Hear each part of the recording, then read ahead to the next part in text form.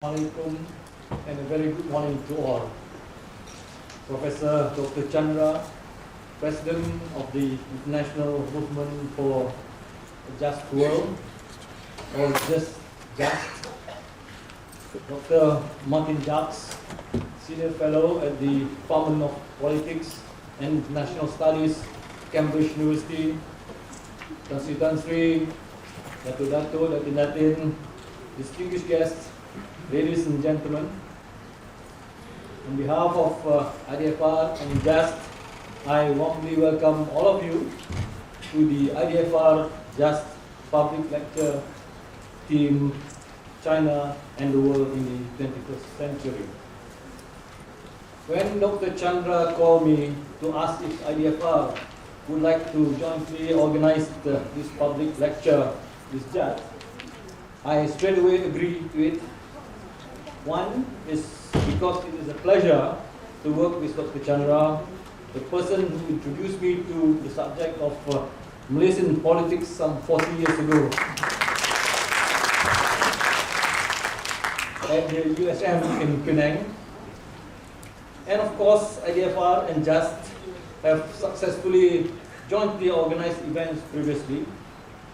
And the other is because it is to be by Dr. Martin Jacques, who is no stranger to many of us, and may I add, Malaysia is not strange to Dr. Jacques. Dr. Jacques, we welcome you once again to IDFR. The first time you were here in 2009 was to launch your red book entitled When China Rise, or When China Rules the World, the Rise of the Middle Kingdom and the End of the Western World. I will not say more about the speaker, as our moderator, Chandra, will probably properly introduce him later. Ladies and gentlemen, this public lecture is timely, not because it coincides with the recent Prime Minister's visit to China, which of course have caused a lot of excitement and no less anxiety among many Malaysians especially, but also because of the real and perhaps urgent need for us to truly understand China. The rise of China and its active role as a major player in the international arena have brought with it many challenges and opportunities as well. We have to accept that the rise of China as a logical and inevitable development in the international arena.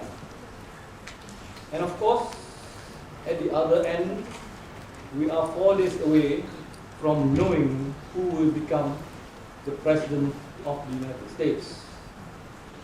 As a developing country that promotes peace and moderation, it has never been a choice for Malaysia of leaning to one side or the other, if at all there are two sides. We hope the ascendance of China as a superpower, together with the United States and the eventual rise of other superpowers, one such possible country lies not too far away from us, will bring forth a new era of cooperation, justice, and respect for the international law and order. Ladies and gentlemen, we are indeed fortunate to have Dr. Martin Jacques with us today, sharing his expert knowledge, understanding, and perspective on China. I believe you all, the audience, can wait to hear his take about China and its influence on the world in the coming years and in the 21st century. This is reflected, of course, in the number that you are here today, despite being a Saturday. On that note, I should stop now and hand over the session to Dr. Chandra Muzaffar. I wish all of you a fruitful and stimulating discourse. I thank you. Wabillahi taufiq. Assalamualaikum warahmatullahi ta'ala wabarakatuh.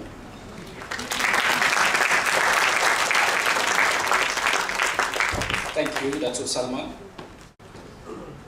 Ladies and gentlemen, this lecture will be moderated by Dr. Chandra Muzaffar, President of the International Movement for a Just World. A word about the moderator. Dr. Chandra is a political scientist and social activist. He is author of over 30 books on politics, international relations, Islam, interfaith relations, civilizational dialogue, and social justice. He is founder of the National Consciousness Movement Aliran and the Just World Trust, which was later restructured as the International Movement for a Just World to better reflect its commitment to global justice. With that introduction, I invite Dr. Chandra to moderate the lecture and introduce our learned speaker.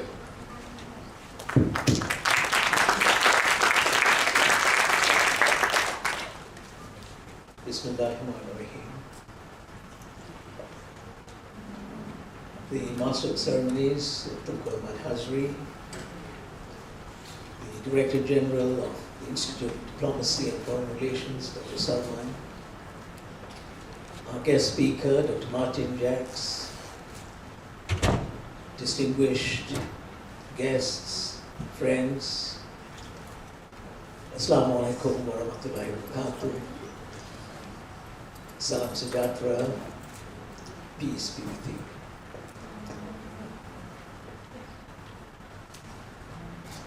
I do not think I'll have to introduce Dr. Martin Jacques. There is a full introduction to him in the program booklet, and I don't want to repeat myself, and I don't think Martin would want that either. All that I want to say is that Dr. Martin Jacques is undoubtedly one of the world's most outstanding authorities on China and international relations. We are really fortunate to have him with us this morning. He's a very old friend. I've known him for more than 20 years.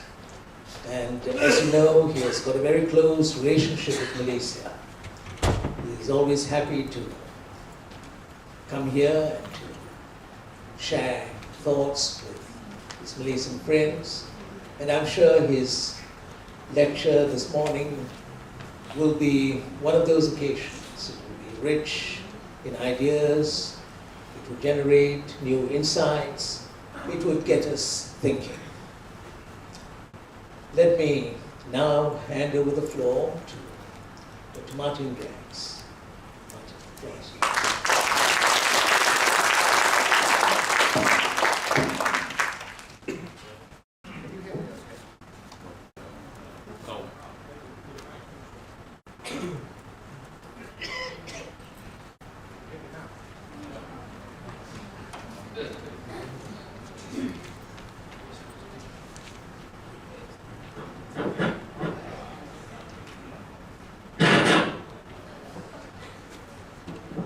If my talk just consists of blowing, we'll be okay then.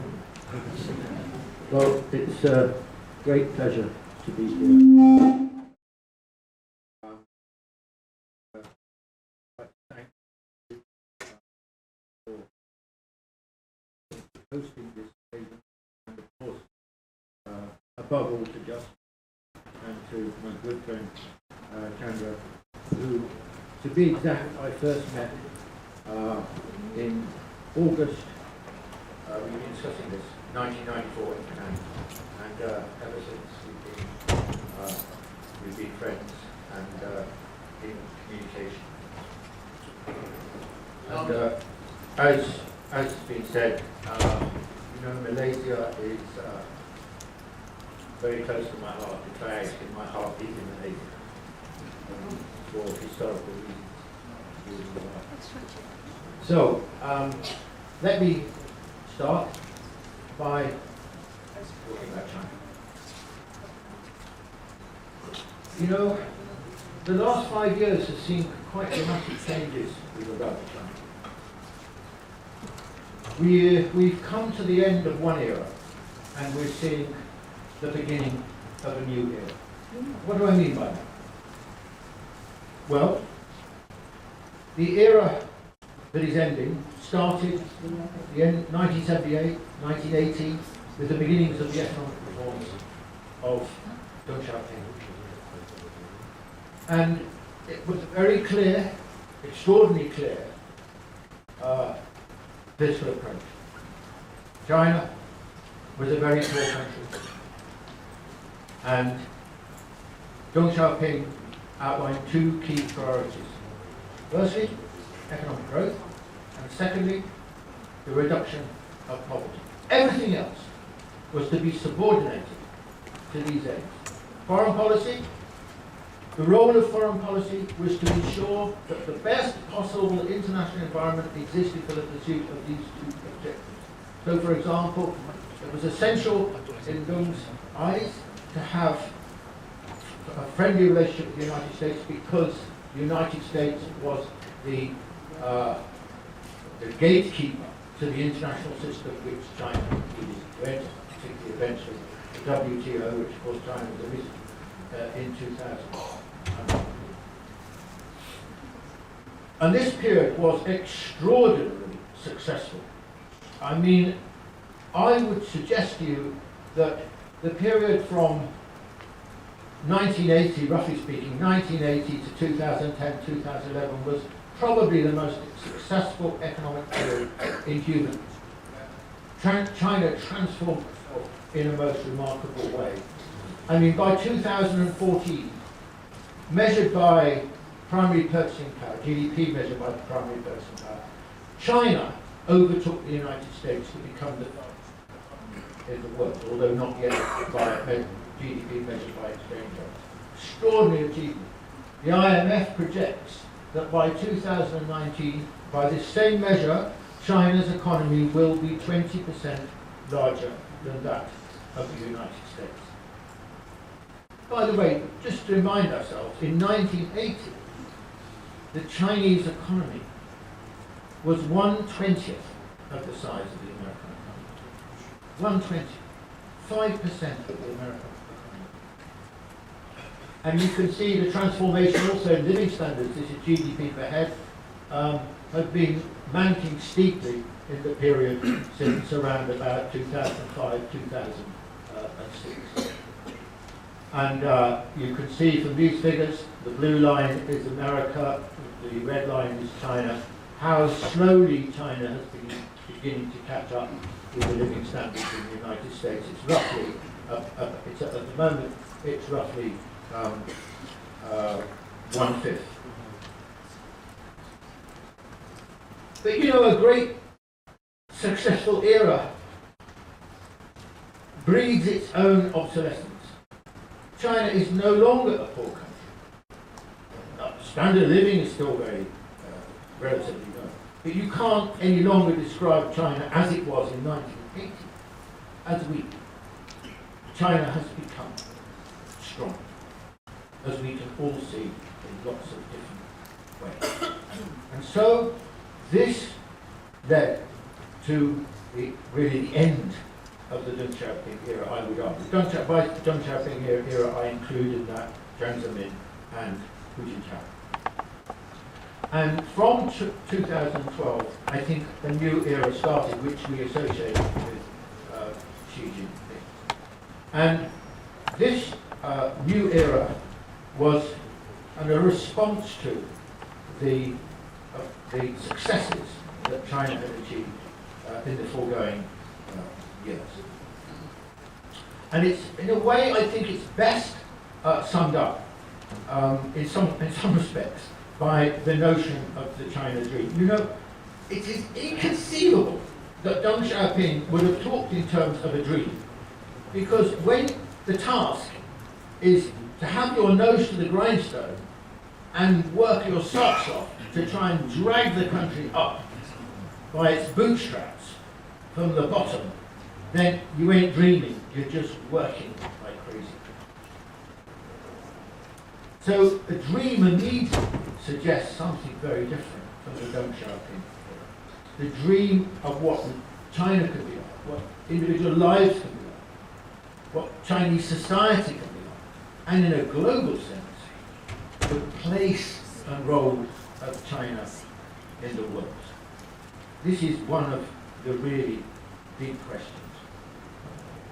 You know, in my opinion, an extremely good psychologist who died now maybe a decade or so ago, American, called Lucian Pye. And Lucian Pye wrote something like this. There's actually a brilliant sentence which sums up so much about China, and which for me was pregnant with possibilities that when I thought about it when I was writing the book. Not when I'm working now, but when China rules the world. And Lucian Pye said something like this: China is a civilization pretending to be a nation, forced by its own weakness at the end of the 19th century to conform to the European norms of the international system. Brilliant, brilliant, brilliant. China is not primarily a nation state, it's primarily a civilization. And from the end of the 19th century, because of its humiliating weakness, it was forced to become part of a Western design, let's say European design, international system. And what is happening now with the China dream and where China's getting to, has got to and so on, is that China is for the first time for 120 years in a position to rethink its position in the world. No longer doing other countries' bidding, able to think about what it is rather than where it fits in, because other countries have that kind of power over them. So you can see already that, if you like, hierarchy of priorities of the Deng period, on the top, economic growth and the reduction of poverty, and rather below that, foreign policy, because foreign policy was simply the handmaiden of those objectives. You can see already a big shift. And the big shift is that under Xi, foreign policy has become once more much more important for China. Even pivotal in the sense that China's relations with the rest of the world are now so important. So, just to move on, remember myself where I've got to go now. Now, this situation was already anticipated in a way during the latter part of the Deng era. I mean, at the beginning of the Deng era, China didn't matter. China was so unimportant. China had such a small economy. Even if it was growing at 10% a year, it didn't really count for much. It didn't have an effect. Even in East Asia, it wasn't so important. In the 1980s, it didn't have any great echoes as a consequence of its growth. But the situation really began to change around about 2000 and after 2000. Because China then began, because it had reached a certain sort of level of development, it was able to begin to move outwards in a new kind of way. Above all, not through export capital at that stage, but overseas investment and so on, but at that stage through trade, through exports. And China then began to have an enormous influence on the rest of the world.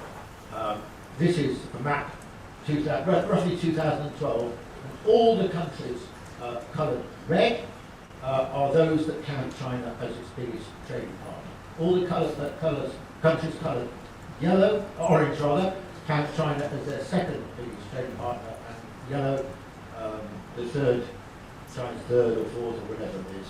And you can see most of East Asia, as you know, counts China either as the biggest trading partner or the second biggest trading partner. Huge change from 1980s, massive change. Probably, I would imagine 1980 maybe the only countries in the world counted China as their biggest trading partner. Maybe Laos, Cambodia, I don't know about them, but it would be something very, very small like that. So already under the latter part of the Deng Xiaoping era, China was no longer just China. China was already China and the world. In other words, China was not just transforming itself, but it was beginning to transform the world as well. That was a big.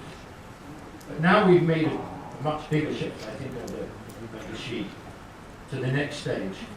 And the next stage, essentially, is that China now is thinking of itself in a different way. It is no longer thinking simply of itself, no longer just the trading relationship, but it's thinking of itself in relationship to the global economy and globalization in a different way. It's really asking of itself that as one of the two leading countries in the world, it needs to take responsibility for the future of the global economy and the future of globalization and the future of global society. Now, this is a huge shift for China because China's not been, in a way, it's never been like that, because when it was a great country before, of course, the world for China was very small, it was essentially East Asia. So this is really a dramatic shift in the way that China sees its relationship with the world. Now let me explain something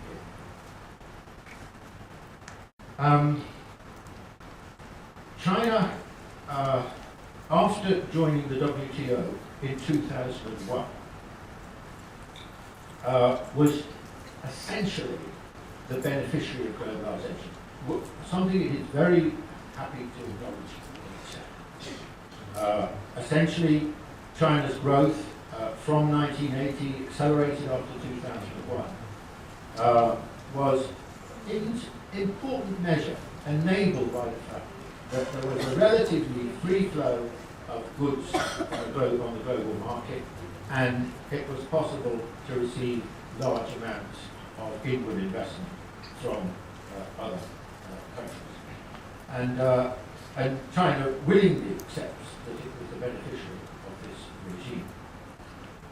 It was subject to criticism from the United States regularly after 2001 for being, I think you'll all be familiar with this, criticism, China's a free rider, it doesn't contribute to the sort of global public goods, it doesn't make any serious investment in them and so on. And China's response, which I think was perfectly reasonable, was to say, well look, we're still a poor country, secondly we're a new boy, we haven't done this kind of thing before, and thirdly, China had no experience at all of taking responsibility for an international system. And also, I think it's important to add that China's relationship with the existing international system will never be the same as that of the United States. The United States was the maker and the prime beneficiary of the existing international system. China, if you like, the United States is the landlord.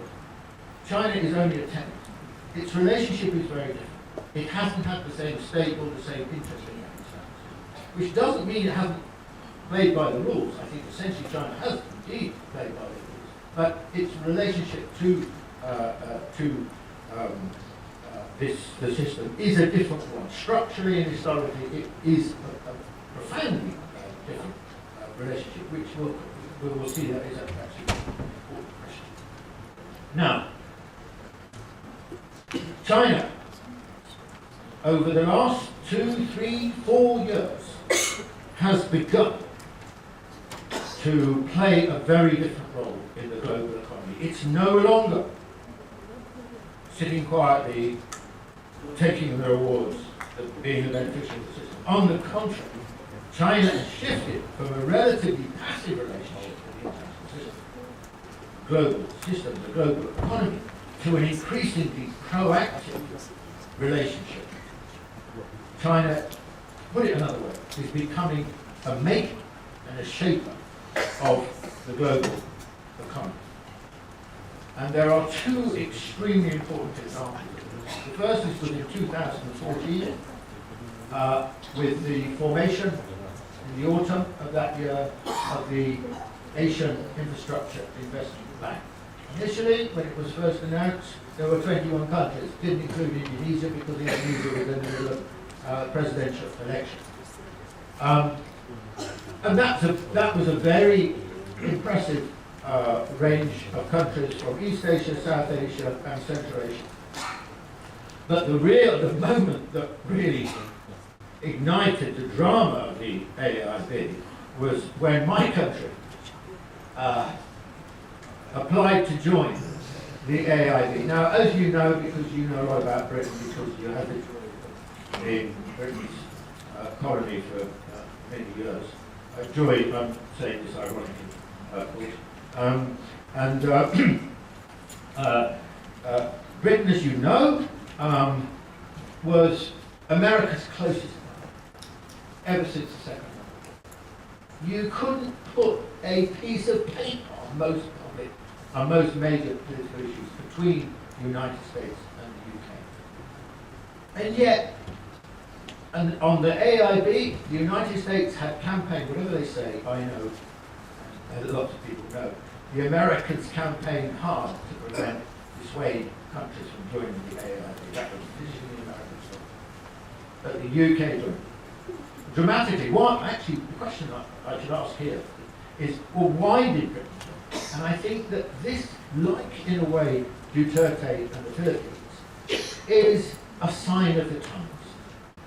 And what the sign of the times? The sign of the times is that with the rise of China and the decline of the United States, countries could see for themselves, are forming opinions themselves about what the shape of the world is going to be in the future and what is most in the interest of their country in terms of foreign orientations and relationships.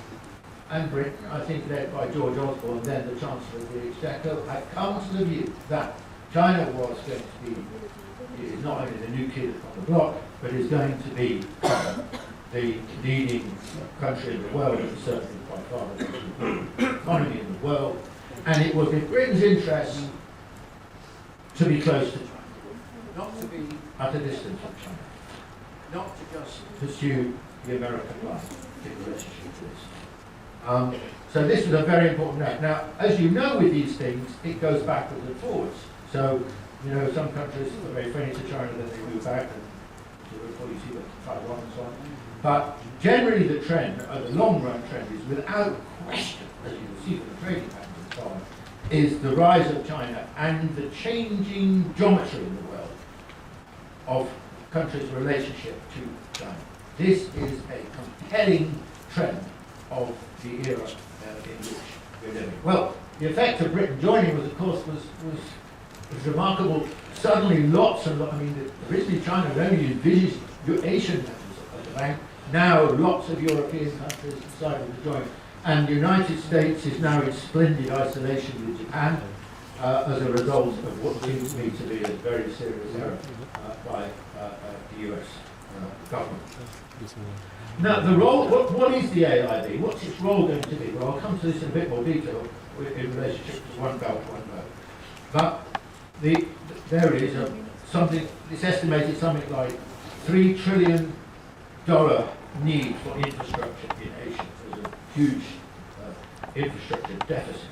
And the idea of the AIB is to help to fund this and to draw money in from countries around the world, from companies, financial markets, and so on.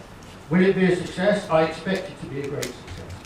I think the Chinese are really serious about this. And when the Chinese are really serious about things, they tend to do it well.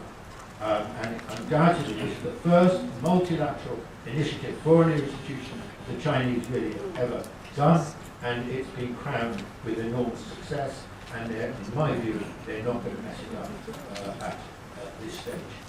And I think we should see the AIB in relation to the existing global financial institutions, IMF and the World Bank and the Asian Development Bank in particular.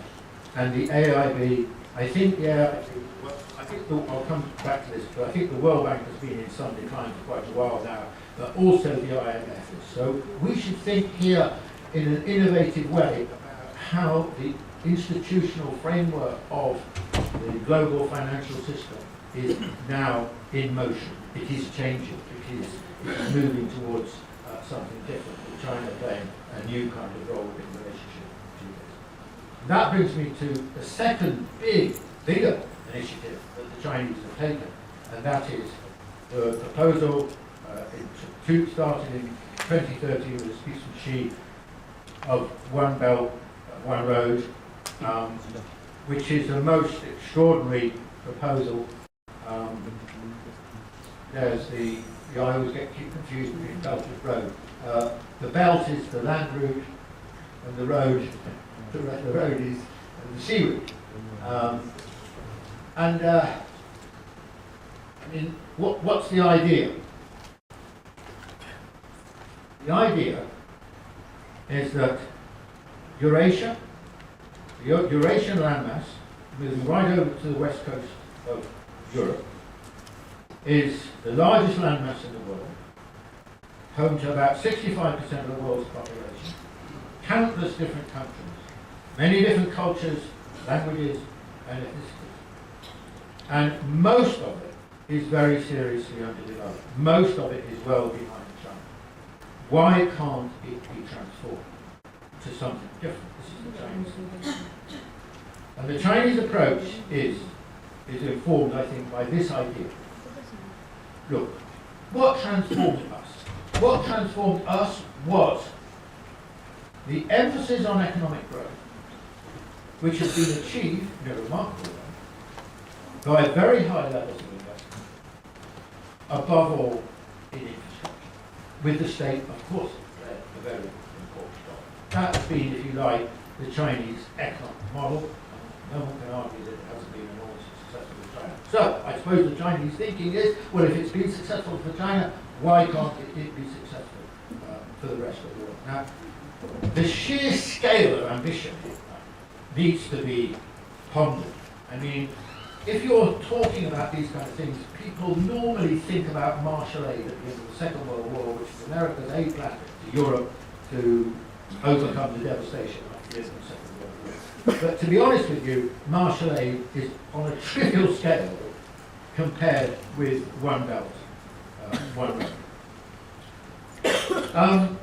One of the effects that this is going to have, by the way, is also well, I mean, I'll just mention this. Pakistan is one of probably the first major announcements of One Belt, One Road, and they're going to have, that's the road, and basically it's to open up connectivity. I mean, what this is all about, in a way, is connectivity. It is that the reason why the Central Asian republics, for example, are extremely underdeveloped is because they are landlocked. They have no roots to the sea. And the great changes, most of the great changes of modernisation and industrialisation of the last few hundred years have rather depended on access to the sea. Not least China. China, East Coast, Guangdong, South Coast, those are the most advanced parts of China. So how can these parts of Central Asia be linked up? This is, it is, the message is connectivity. Connectivity in all sorts of ways. Roads, railways, oil pipelines, gas pipelines, internet connections, and so on. This is the thinking in relationship to this proposal. If it goes, well, the Chinese are offering large amounts of aid. I think it's about $46 billion for the Pakistan. This is so important. It's going to open up. They won't need to use the Malacca Straits for 90% of all the oil to China goes through Malacca Straits now. This will offer the other thing I just want to mention here also is how it's going to change the economic geography of China itself. As I just mentioned, the centre of gravity of China's development has been essentially in the east, Shanghai, Yangtze Delta and so on, and in the south. Western regions, despite a lot of effort, basically the Chinese have failed to develop the Western regions. For the same reason that the Central Asian republics have largely failed in the era of globalization. Now, the idea is, if this connectivity can be opened up, suddenly the western parts of China will be connected to their hinterland in a different kind of way. So the centre of gravity economically of China could shift from the east and the south in some measure to the west. And I think this is already starting to happen. I was in Chongqing 3 weeks ago for a conference. I never been to Chongqing before. It's a very impressive place. It's worth going to. I want to go back. But, you know, the last 2-3 years, I think it is, fastest growing province in China, Chongqing. Growing at 11%. Chongqing is the gateway to the west. It is absolutely critical from the Chinese point of view to One Belt, One Road. Can it work? Will it work? I don't know. it's incredibly ambitious. I mean, I mean, the principle of it is joint development. I mean, it's not going to work. The Chinese can't do it on their own. It requires a series of bilateral, trilateral, multilateral initiatives.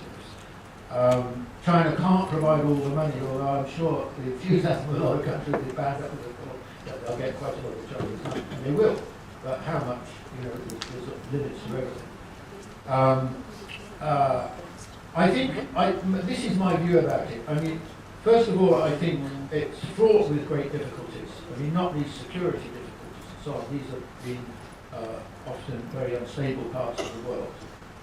It's hugely, devastatingly expensive.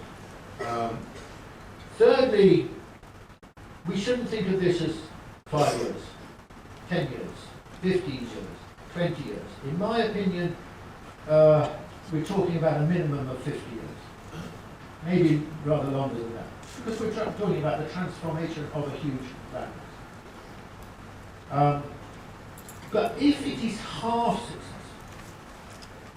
by Christ, it is going to have a huge impact on the world, on the global economy, on how we see the world, how we think of it, where power lies, and so on.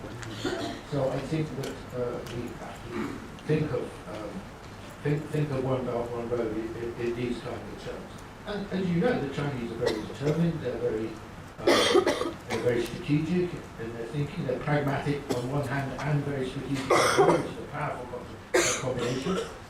And they may well, I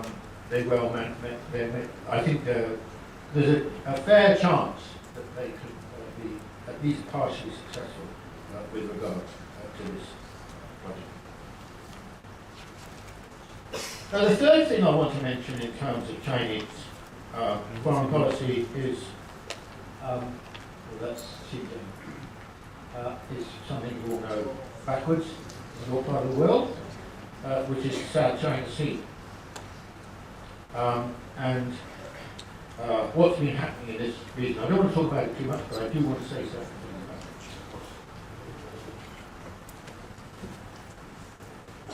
it. It was always true that East Asia was going to become the decisive area of the world with the rise of China. Just like Europe was the decisive area of the world with the rise of Europe. And countries, European countries, dueling for hegemony in Europe were actually dueling for hegemony in the world. So East Asia was always going to be extremely important. Why? Firstly, it's China's backyard.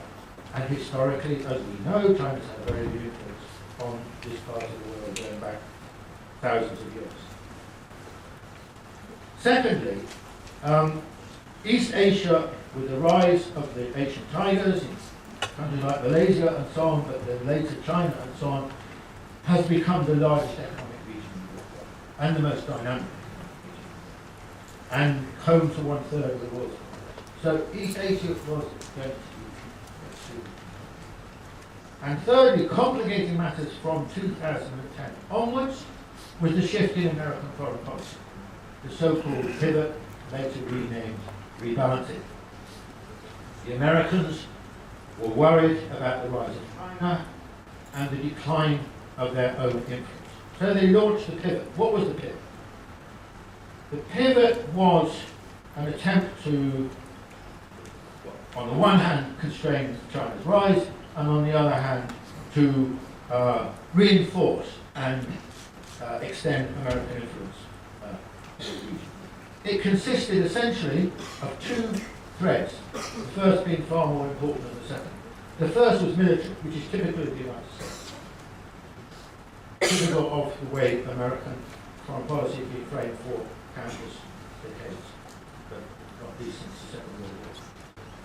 Strengthening alliances with Japan, strengthening alliance with South Korea, strengthening the alliance with the Philippines, and station American Marines on the north coast of Australia. And secondly, not so important, but became more important, was Trans-Pacific Partnership. Now, I've no doubt at all that the most important characteristic, if you want to understand TPP, was the fact that China was never invited to join. That is the most important thing about the TPP. Because China is the biggest trader in the region by a long way. Most important economy in the region by a long way. So what are you doing excluding China? Well, you're excluding China because you're trying to create a trading network where China is, relatively speaking, marginalised. So it seems to me that these were, this was the essence of the TPP. Now, the other point I think to make is in relationship to the South China Sea. No, one other point before that. As you can see, America's emphasis in the pivot was first and foremost a military emphasis. Now, to be honest with you, I've never thought the pivot could succeed. And the reason I never thought the pivot could succeed was because the source of China's growing strength in the region is not military, it is economic. And the reason for America's decline in the region is not military, it's economic. Now, sure, military strength can matter. If you're going to have a war, military strength is absolutely critical. But if you're not having a war, and there's been no war in this part of the world during this period, and not even the likelihood, despite the growing tensions and so on, then what matters in terms of your influence is your economic strength. And the truth is that America's economic strength in this region has been declining and declining and declining. And if you go back to the 1970s, you know, the American market was the most important, or one of the most important markets for quite a few countries in this region, like South Korea, Taiwan, etc. That is not true anymore. Virtually every country in this region now counts China as their biggest trading partner. So, for this fundamental reason, I didn't think the pivot could work. And TPP, I didn't think probably would work either. RCPP could work.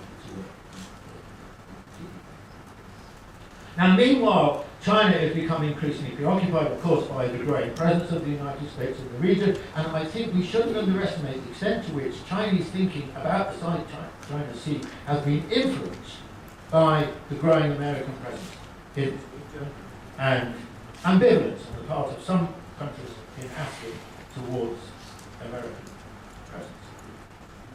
I think that was also something that has been important in this context. Now, what about the Chinese thinking? I've been reading a lot about this recently, actually. In fact, it's been, because I'm about to write something on a new book about it. I've been trying to understand the Chinese thinking about historical rights, historical claims, and so on, which are very different from the way in which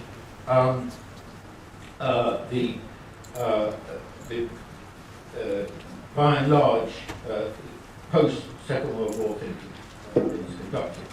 And I think that, you know, there is an important discussion to have about this. I'll it'll take too long for me to talk about. Now, fast forward. Philippines takes its argument to an arbitral tribunal sitting in The Hague related to UNCLOS. And China refuses to pass it. And the judgment is by 4 European judges and a Ghanaian chair, which is interesting in itself. And the Philippines are overwhelmingly backed in the judgment. Meanwhile, Duterte gets elected as president. The Americans, of course, at this point, patting themselves on the back and thinking, you know, go for it, everyone should be criticising China now, isolate them, marginalise them, show them up, put them under pressure and so on.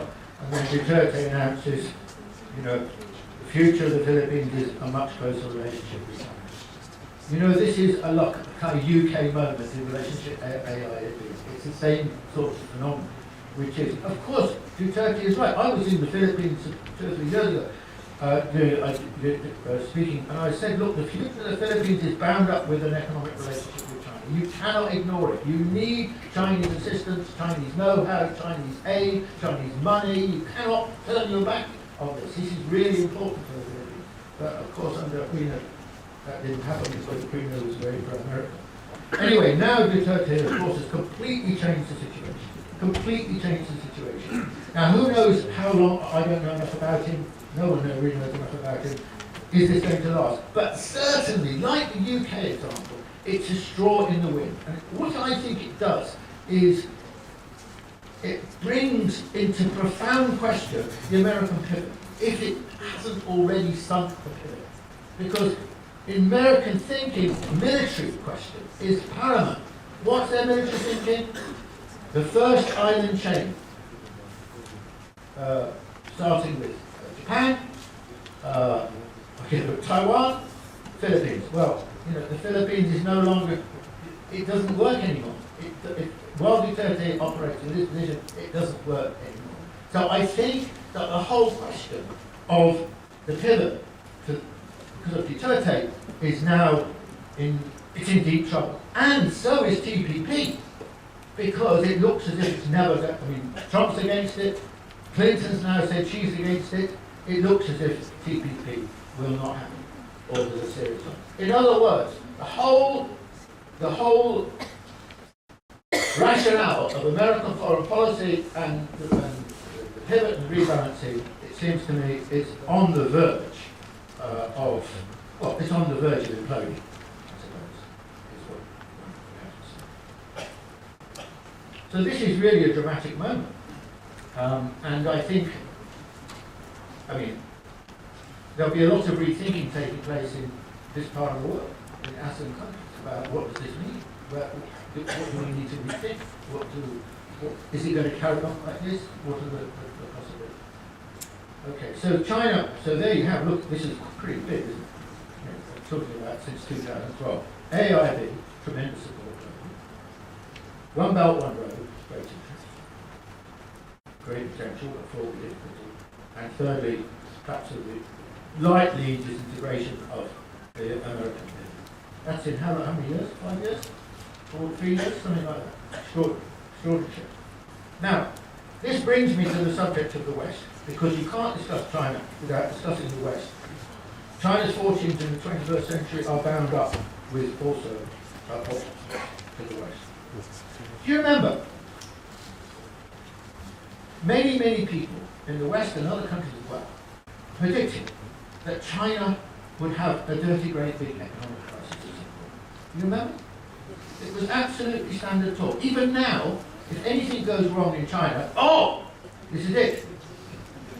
You're about to capsize. You're going to hit the wall. Of course, it's bound up with the belief, which I think is ill-founded, that the reason China cannot survive is because its political system is not a Western-style system. I'm sorry, I don't buy that argument. I don't buy that argument. That is an argument of a particular era. We can have our views about it, our value judgments about it, but it doesn't mean it doesn't work. And the evidence over the last 35 years is it works better than anything else for a developing country. But I'm not suggesting anyone else should be like that, but that is just speaking on the basis of the evidence.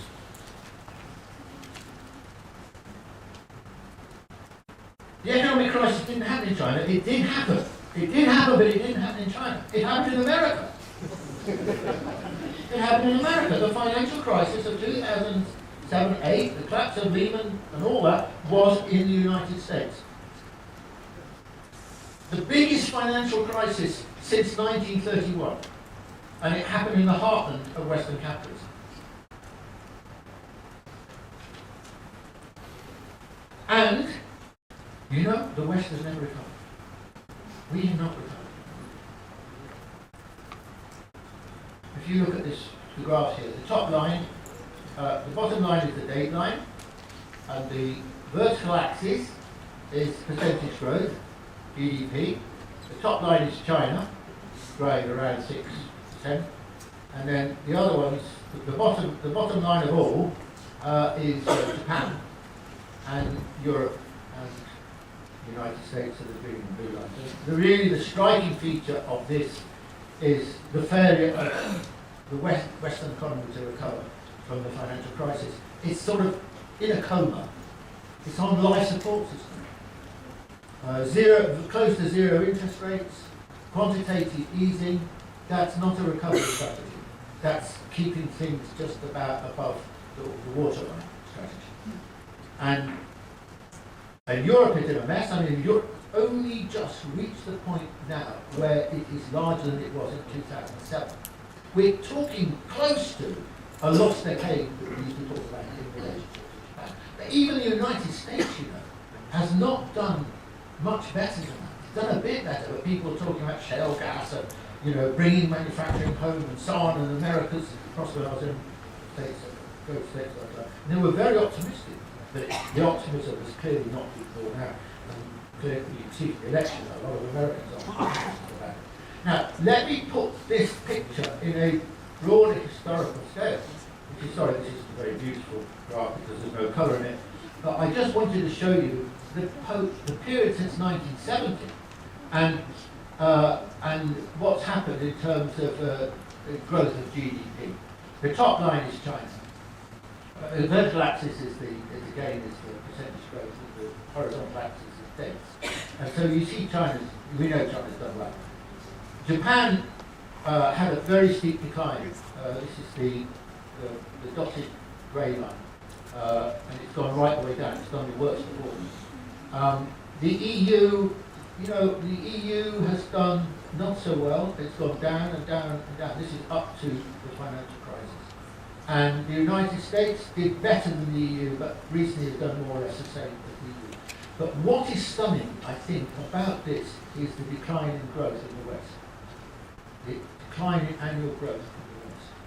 Now, the best period of Western economic performance was the Keynesian welfare state period between 1945 and the mid-1970s. Then you got the rise of Reagan and Thatcher and neoliberalism. And that period has been much less successful in terms of economic growth than the previous period. But now, essentially, neoliberalism is a wreckage. I mean, all those propositions that we associate with that period of Thatcher and so on, essentially come to an end. It's not clear what's going to replace it, but it seems that is sunk. That is sunk. So this helps us to understand, why, if you add on the graph I just showed you of the position since the financial crisis, helps you to understand why economists like Larry Summers are now saying the West is entering a period of secular stagnation. That's the kind of in word for this state. So given all that, is it surprising that suddenly the political crisis that was always predicted for China, which has never happened, has indeed happened, but not to China, but to the West? Is it really surprising? Because ever since the financial crisis, no serious recovery in the West, living standards frozen or declining, on top of a situation of, in the longer run, of at least 30, 40 years, where, for example, the wages of male manufacturing workers in the United States have been declining for decades. So if you want to understand, and in a situation where those who are on the top have done extremely well, growing disparities, growing inequality, this is a marked feature of Western-style globalization. Is it surprising that there is now really a very big political crisis now across the Western world? Wherever you look now, there is a crisis. Any European country is having a crisis. Look at the Brexit situation, for example, where Britain decided to leave. I mean, what has happened is that the faith that people in the West now have in their governing elites is declining and declining. They don't trust them anymore. They don't believe them anymore. So they will act by what we would have previously thought of as irrational ways, almost at the drop of a hat. You cannot predict what's going to happen. I mean, people believed that Brexit would fail. It didn't. They voted for Brexit. Why? I don't think it was to do with Europe primarily. I think a lot of people are fed up. We're not doing well. We're doing lousy. And some of you are doing very well. So we're going to vote against what you're suggesting. That was a lot of what was behind the Brexit vote. And that is what Trump's about, isn't it? I mean, Trump is the voice of unequal America, Americans who feel they've done lousy, but they're politically often very prejudiced, bigoted, and so on. So he's a combination. He's the voice of this. Just as, in a rather better way than the person I wish had stood instead of Clinton, Bernie Sanders was the voice of that. So this crisis is a very profound political crisis. It's not going to go away. It's not resolved. It's most unclear which way it's going to move. And this is the moment, I think, the state of the West, and as far into the future as we can see. And I did spot Trump early on. I did think he would win the Republican nomination when I thought about all these things. From early on, I know that most people didn't, but I did think he'd win. And I did think he'd win the presidential. I began to have my doubts 2 or 3 weeks ago, but I think he will win the presidential. I may be wrong, might be wrong, because these things are again. So, if I get it right, please remember, if I get it wrong, just forget about it.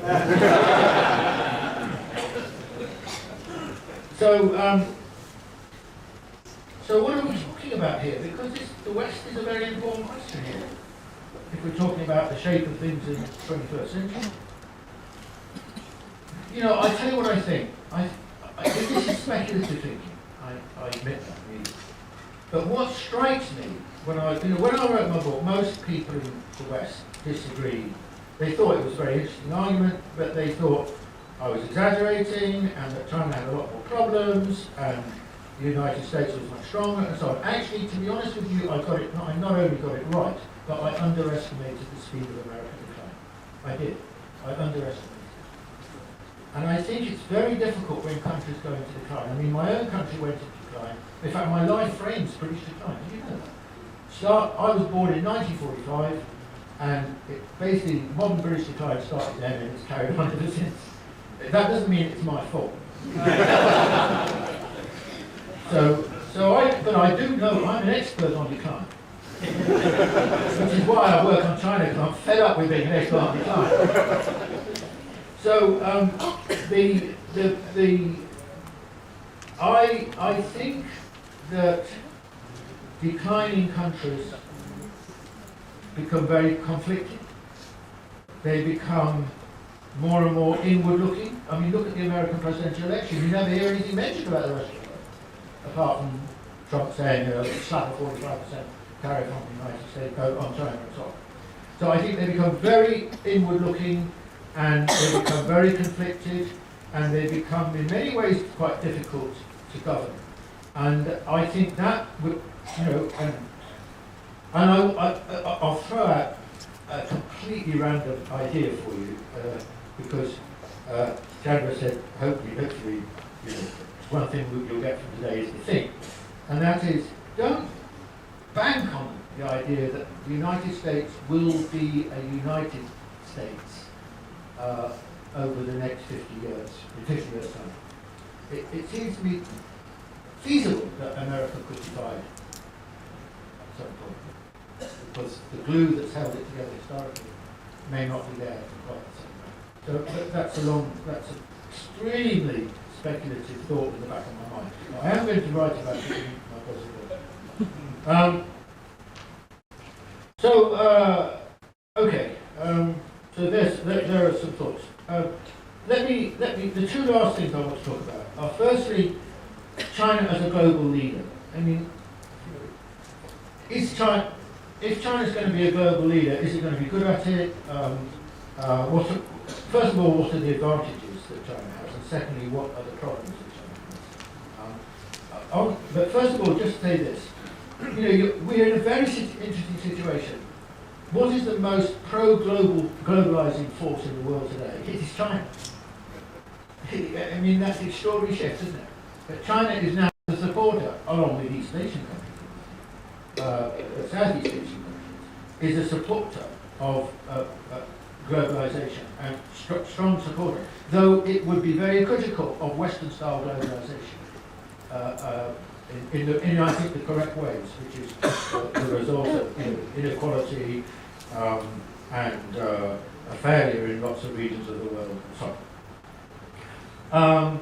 I mustn't forget any, so I just remind myself so I don't forget. So that's one point I wanted to make. The second point I wanted to make is, the second point I want to make is the extraordinary way in which China has turned outwards.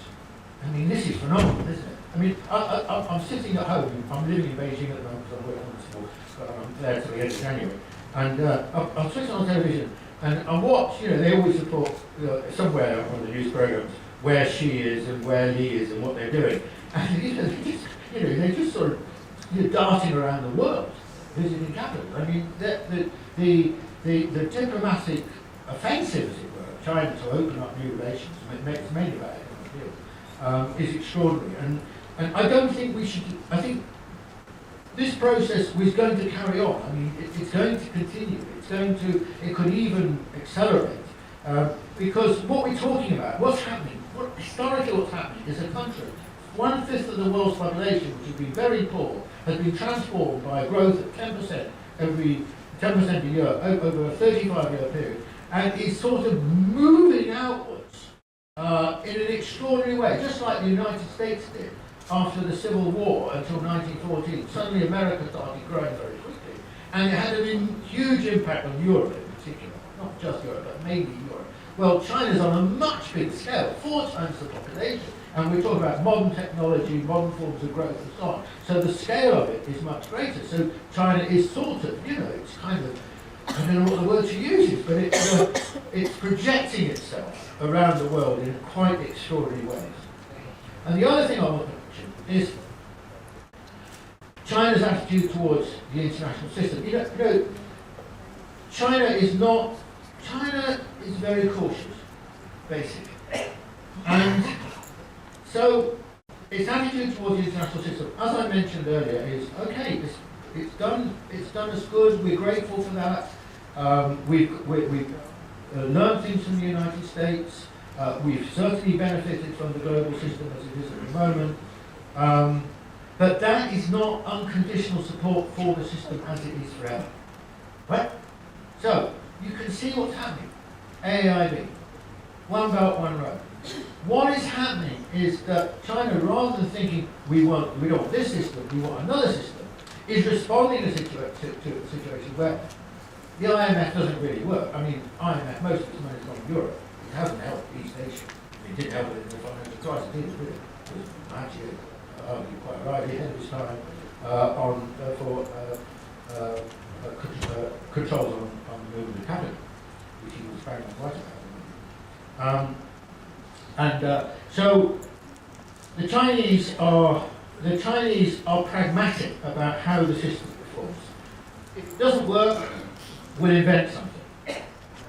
The institutional framework, financial institutional framework, is not working, so we'll have the AIB. We'll have the new development bank. Expect this to continue. Expect this process to continue. The Chinese are sort of on an innovative roll at the moment. They're thinking. Very impressive to watch. But I think that and what will the outcome of this be? Well, the outcome of this is obviously it doesn't take Einstein to see what's going to happen. In 20 years' time, certainly in 30, 40 years' time, the international system will look entirely different from the one we've got. How can it look the same? It was formed at the end of the Second World War by the United States, which is a declining power and which is no longer able to resource the global system is at the moment, and Europe is the same. So we're moving towards a new international system. I mean, this is simple, but G7, replaced by G20, WTO, no problems with the WTO, World Bank, BRICS Development Bank, Asian Infrastructure Bank, China Development Bank, China Exim Bank, between them then more to the developing world than the World Bank itself. IMF, what's going to happen to it? I think it's going to wither myself, actually. I think it's going to reform too slowly and wither as a consequence. You get these new institutions. And then what's happening to East Asia? We know. Is it going to remain US-centric? No. I would say not a cat and house house. It's going to become more China-centric. China's going to become the key player, isn't it? If it's not already the key player in East Asia. And more so, I haven't had time to talk about that, but this is a very interesting question. Global financial centre, still New York, but, I think it will be replaced by Shanghai in due course. Now, 3 key points about China as a global leader. Very important. First of all, the reason why it is going to be, in my opinion, a very important and effective global leader is that it has an affinity with the developing world. This is the key point. This is the key point. Because we're witnessing a great global shift. Look, in 1975, the developing world accounted for 1/3 of global GDP. By the turn of the century, it accounted for half of global GDP, half the size of the global economy. By 2030, the projection is it will account for 2/3 of global GDP. This is the great rough and ready democratization of the world. Great thing. And remember, 85% of the world's population lives in the developing world. Only 15% live in the West, the United States, Europe, and Japan. And look what's happening. This is done by Danny Quah. Danny Quah is he was a professor of economics and he's tried to work out where the centre of any historical moment has been of the global economy. Where is the epicentre of the global economy? And I don't know whether I've got the mic properly. Yes. Yeah. Got a new technical breakthrough. Yeah. That's where it was in 1980 in his view, which is what you expect, sort of between the United States and Europe. And then slowly he spotted its movement eastwards. And now he thinks it's actually just about there. And by 2050, he expects it to be on the Sino-Indian border. You know, all your lives and your parents' and your grandparents' lives were in the world, the Western-centric world. You were always on outsiders. Look, that's what, and the stage of global change was in the West. And in a way, the rest of the world was in some kind of way a spectator. But that is changing profoundly. That is shifting. And actually, outsiders are going to be Europe, you can see this already, and the United States, because this is going to be the drama. This is going to be the engine of global change in the future, as you can see. And so, just to illustrate this point, maybe I'm getting ahead of myself. So the great advantage that China enjoys is that it understands the problems of a developing country. See, the United States does not understand. My country, my people do not understand the problems of a developing country. They project onto developing countries their agenda, their priorities, not what the priorities and difficulties of these countries are. China has a completely different insight because it has been the most successful developing country. It knows what developing countries needs. And so I think the axis of global change, actually, the most important relationship for China is not with the United States. It is with the developing world.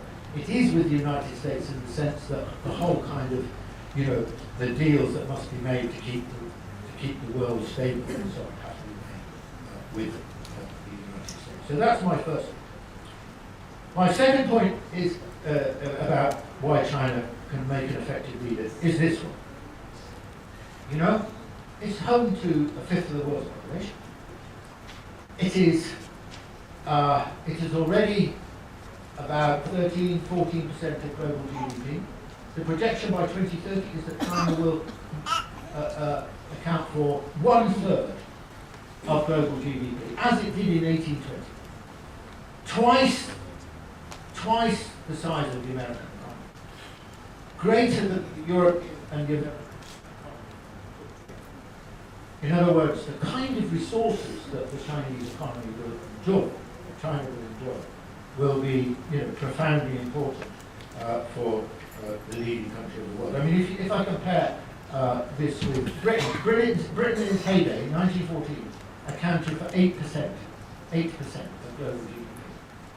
America in the same year accounted for 18.9% of global GDP. Its peacetime peak was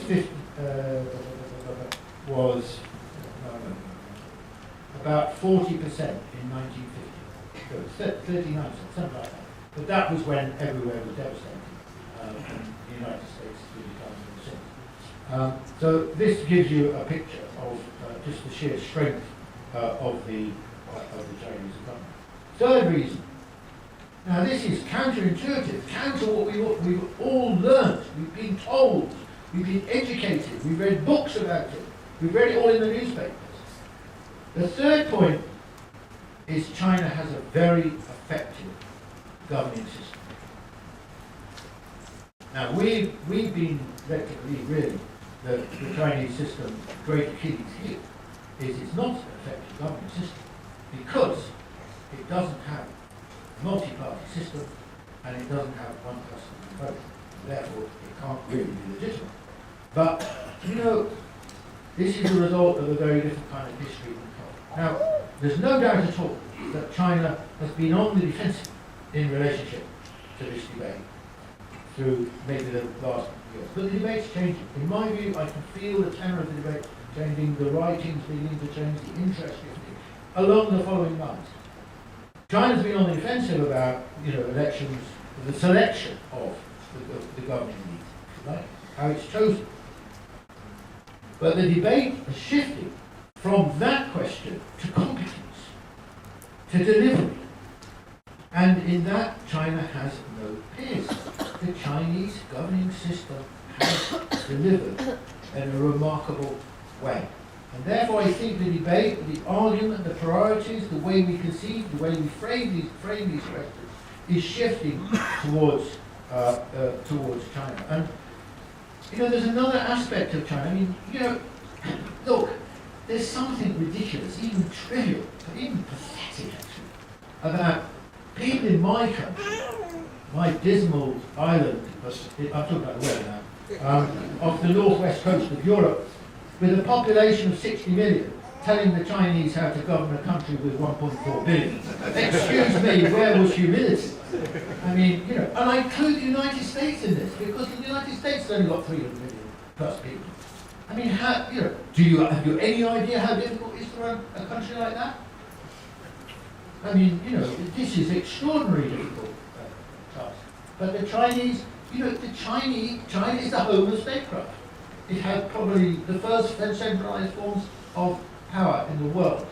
So we're not talking about nothing here. We're talking about a very, very long evolution of a capacity to govern. And China is interesting also in the modern era. You know, we're talking about globalization and so on. China, 1/5 of the world's population. China in its own right is not just a country. It is a continent. It is a sub-global system. So maybe we have something to learn from China's governance for the problems we have globally. Is a deficit, which is a deficit of governance. Right. Okay. And my other point I want to make is the last point about China's capacity to lead, which is, well, you know, it's an old country. My argument in my last book was, you know, it's China's a civilization state rather than that's the Qing that's the Han Empire, still 2,000 years ago, but already half the population, about half the size of modern China. And so, you know, China's not always been successful. It's not true it's always been successful. But it has had a series, it has remarkably had a series of periods where it has been one of the leading civilizations of the world, if not the leading one. The Tang, well, part of the Han, the Tang, the Song, part of the Ming, a bit of the Qing. You know, China's been very successful in certain periods, as well as numbingly unsuccessful in other periods. Yuan, maybe, and also the 19th century, up until Mao's revolution in 1949. So, but I think that, you know, the debate about, look, this is so interesting, this is such an important question, the debate about that the West produces, about democracy, about authoritarianism, and blah, blah, blah, is in a way, I say this, repeat this, is a trivial one. Because what is happening is that the rise of China is about the emergence of a civilization that we don't understand, that we've been ignorant about, which has at periods of history been very successful, which operates in a different way. So we must be curious. We must be curious, because these are all things we need to know about. because they are going to shape the world for sure, much more than all the things that we associate and have associated in the past with the United States. Okay, so what are the problems? Very quickly. What are the problems? Could it all go wrong? Well, I tell you, it could all go wrong.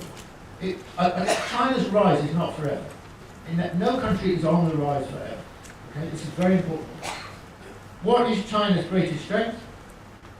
Now, this period, and probably historically up to a point, is size. It's population size.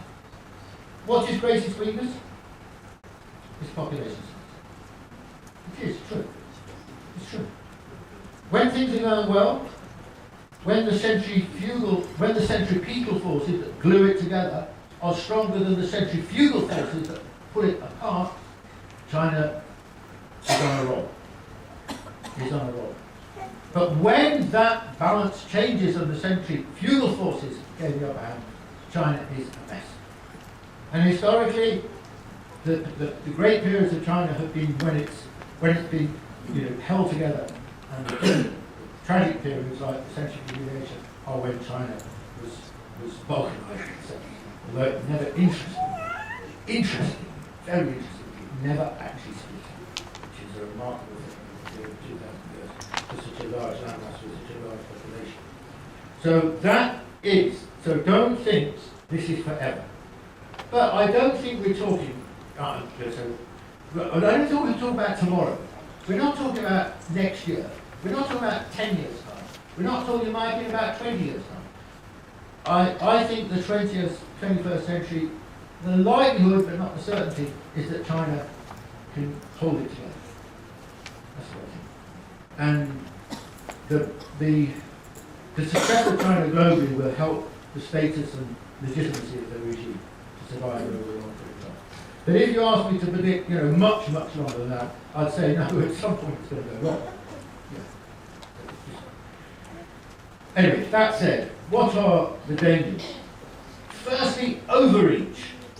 All countries on the rise are in danger of overreach, of taking too much on. China is now trying to, another big bout of urbanization, because still only 55% of the population lives in the cities, trying to construct a health service, trying to create a new welfare system, ending the hukou system.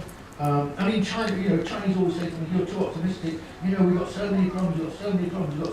They're very modest like that, and they're right, of course, but that's a developing country. You do have very, very big problems. The danger is that, take One Belt, One Road. Very expensive. Not as potential security problems. China could overreach itself.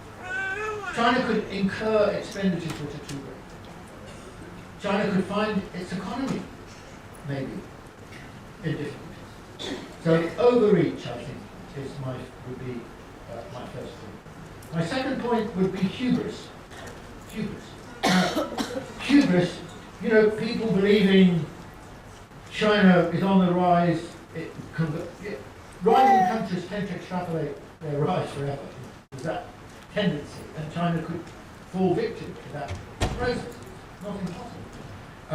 And China could get too big for its boots. It could be encouraged by American economy. Look, America's in a mess. This could accelerate this sense of we can do it. We can achieve this, that, and the other. We can achieve almost anything. Now, so there's that. I think that's the second. And it's certain growth of I don't like the term nationalism rate of China, because I don't think China is a nation state in the conventional way. But a certain sort of belief in the capacity of the Chinese, which is not healthy, which is disproportionate. Third problem, the economy.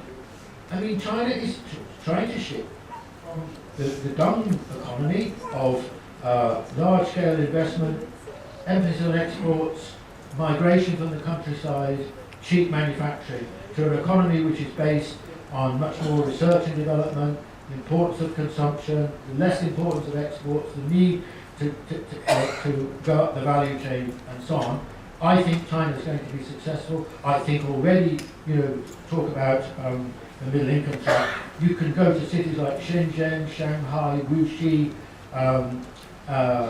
And these cities already, in my view, are better off than Southern Europe. If you added all the population of Southern Europe together and you added all the population of these cities, then China is ahead of these parts of Europe. But most of China, of course, is not. And I think it will be successful, but we shouldn't take anything for granted. So there's serious economic constraints, and those could begin to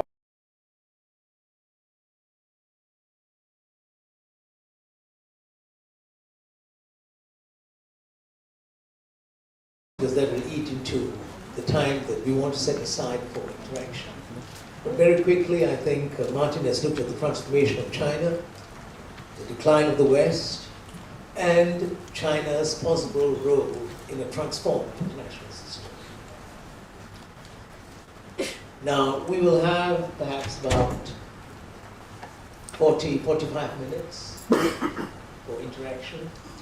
Let's set some ground rules for this, which we will adhere to strictly. Number one, in your comments and your questions, please stick to the presentation, the contents of the lecture. Let's not ask questions which are extraneous, which have nothing to do with the actual theme and its contents. Number two, I hope you'll be succinct, you will be brief in the comments you want to make, the questions you want to ask, so that as many people as possible can participate. That's also very important.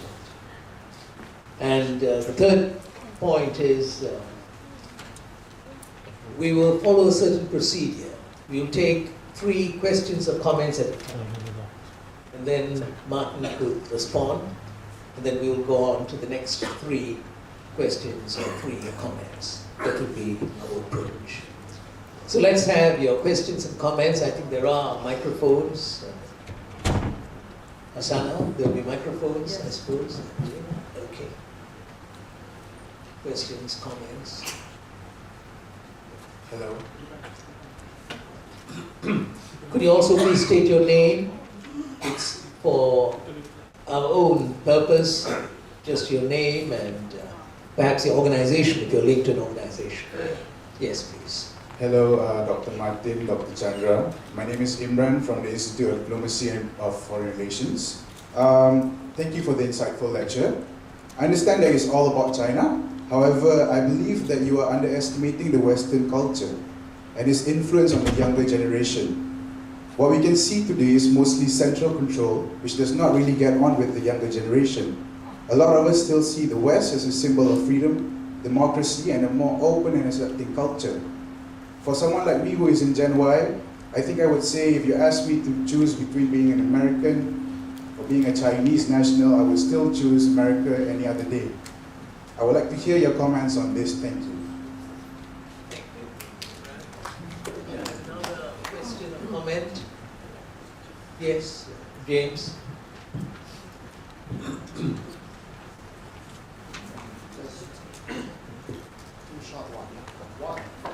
Where does Japan stand in this context of the rise of China? That's one. And second,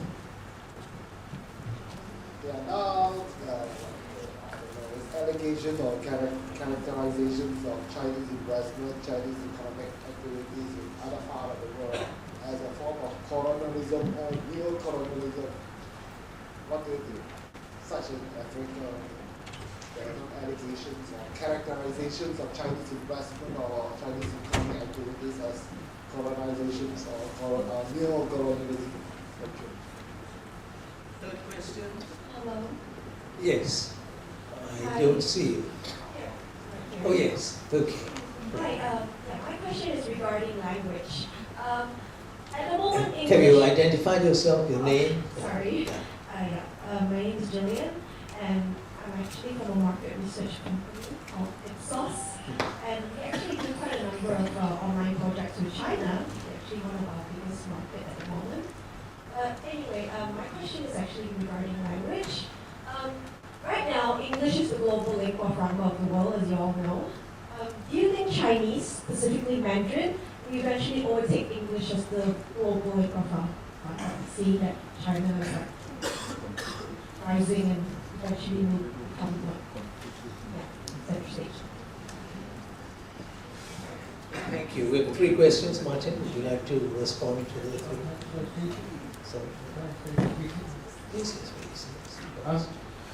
Right, okay, well, they're very diverse and interesting questions. So I'll take them in order. About 1/5. First question, where are you? Still in those countries. You know, no one aspires to be poor. Given a choice between aspiring to be rich and aspiring to be poor, we aspire to be rich. I mean, Germans don't go and live in Namibia, but Namibians might well want to go and live in Germany. Why? Because Germany offers many more opportunities and lifestyle choices than a relatively backward agrarian economy can do. So I think this is an extremely important point, and that is that while China is poor, relatively poor, the attraction of China will remain empty to people. I mean, in your own life, you know, you don't. I did do something like this actually, so I'm not a very good person to say this, but you know, basically you're hoping that your living standards will rise by the year. It so happens, Jacques, that I went from a job to another job, and I took a cut of about 2/3 of my income. And it felt like jumping off the edge of the cliff. But actually it was a great thing to do. But you know, most people don't do that. And most people don't want to do that. And most people would find it very, very difficult. So I think that in our lives we want to get, more better and better and better off. And so that is also, I think, how we view, you know, America is a place of relatively speaking riches. China we don't think of like that. Yes, and I think that will take quite a long time. Quite a long time. You know, quite a long time, several decades. I mean, even in 2030, you know, I gave those figures for what the size of the Chinese economy and the American economy will be in 2030. The Chinese will only have a standard of living half that of the Japan. James, is it there? Well, it's in a mess, isn't it? I mean, actually, I've been to Japan many times, and I did a stint there as a professor, and yeah, I find it a fascinating country, absolutely fascinating, and very, very interesting. In many ways, a country I like, but it's run into deep, deep difficulties, and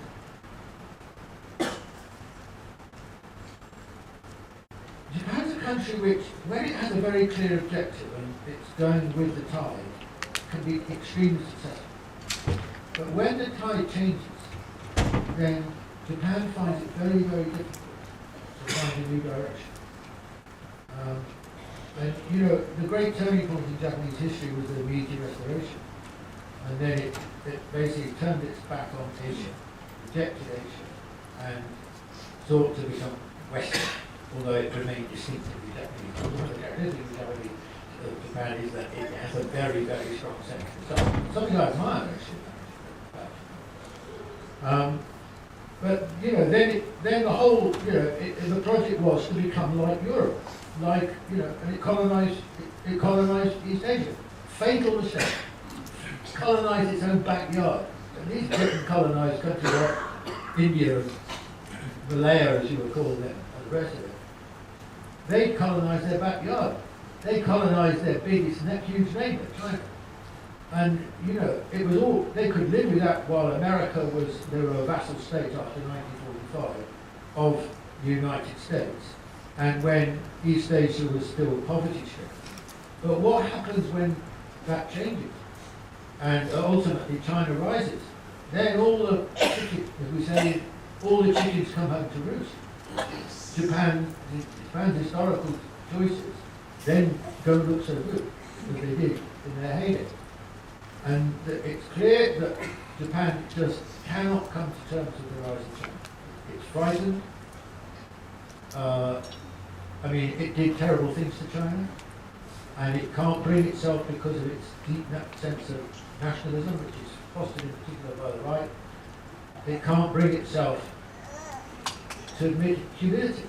I mean, I think if Japan said to the Chinese, look, we made a terrible mistake, we're sorry, we apologise, which they've never done properly, it's just a form of words, that's not an apology, that's a form of words, then Japan could, what should Japan have done? Japan should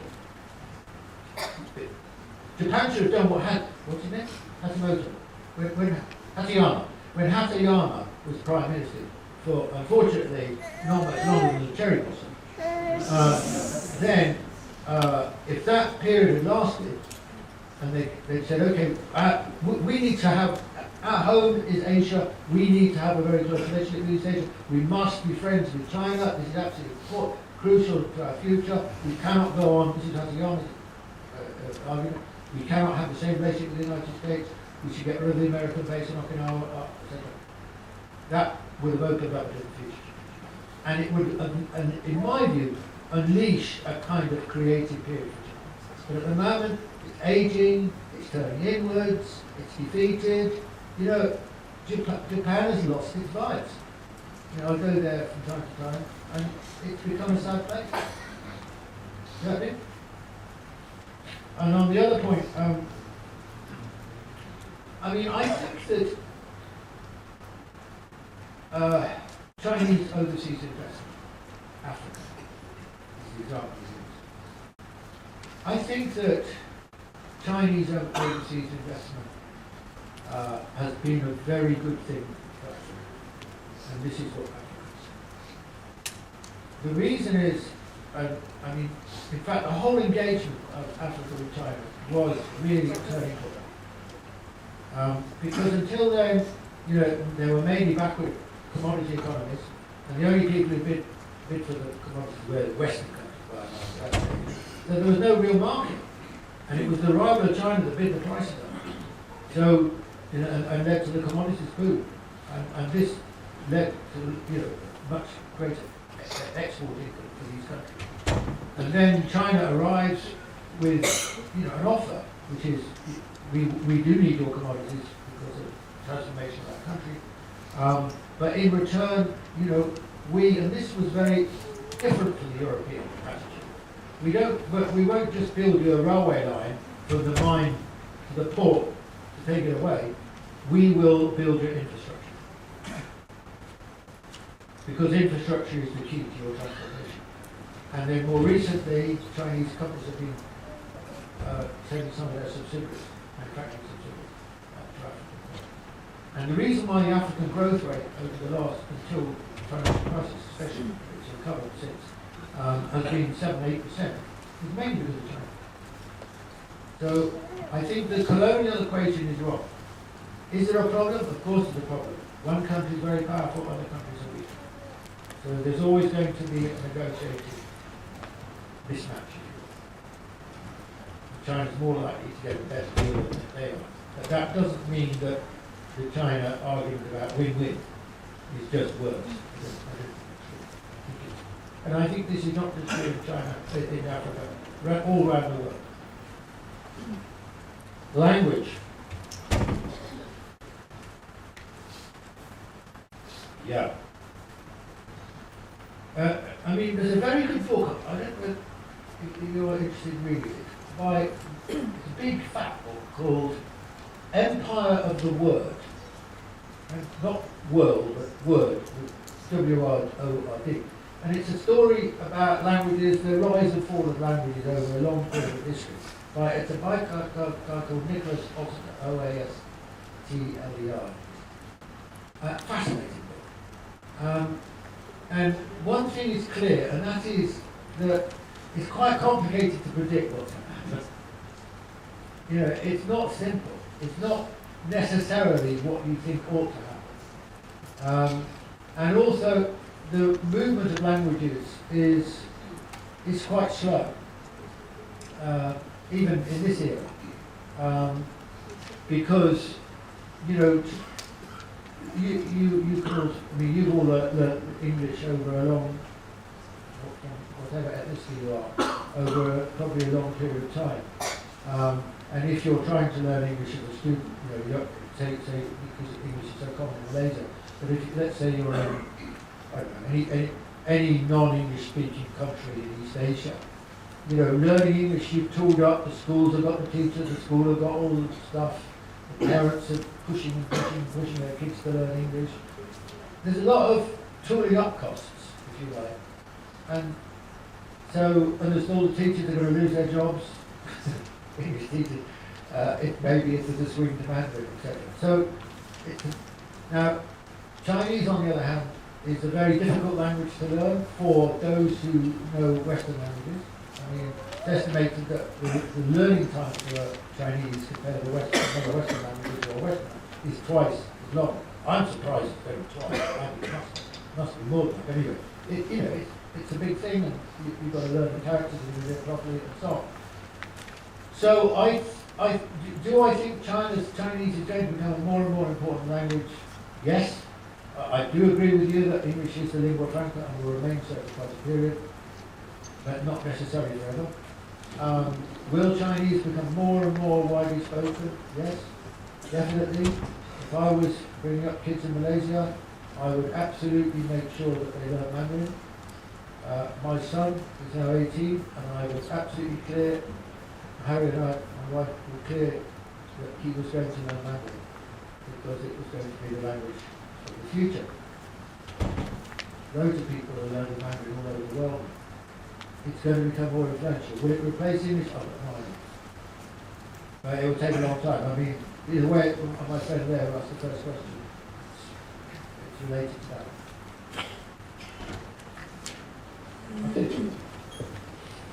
Thanks, Martin. We'll have another round of questions. This side, maybe that gentleman right at the yes. Please identify yourself. Oh, sorry. I recognize you. Never mind. Yes. And three. And after that, yes. Yeah. Am I the one? Yes, please. Thank you, Dr. Muzaffar. And also thank you very much for the very extensive broadcast of the situation by Dr. Jacques. My name is Yusuf, a retiree from the diplomatic service of Malaysia. My interest in history is rather casual, but I'm interested in two things that Dr. Jacques mentioned just now. If I may ask two questions, Dr. Mustafa. The first question is, the approach mentioned by Dr. Jacques refers to the China's experience in dealing with its neighbors in historical terms, which is a civilizational approach to its neighbors. We have the story of China with its neighbors in the northeast, Korea, Japan, and the southeast, Vietnam, in the first 5 centuries of this era. How would you compare that with the present approach of the Chinese in the 21st century? How would you compare the building of relationship with China's relationship with neighbors between that period and this period? That's the first question. The second question is, China since 1946 is one of the 5 members of the Security Council of the United Nations. In 1946, it was a different China that was included in the 5 Security Council members. It has been playing a very minor and indeed a passenger role in that position for a long time, until the 70s. And the 70s is a China of the socialist type. Now, with these two positions, in the next change of the Secretary General of the United Nations, China would want to be, if I follow your view just now, would want to be the main decision maker in the United Nations. How would you reconcile that with the cash is king, as you had mentioned just now, in the new China. In Malaysia, cash is king is very familiar with our daily conversation. Thank you very much.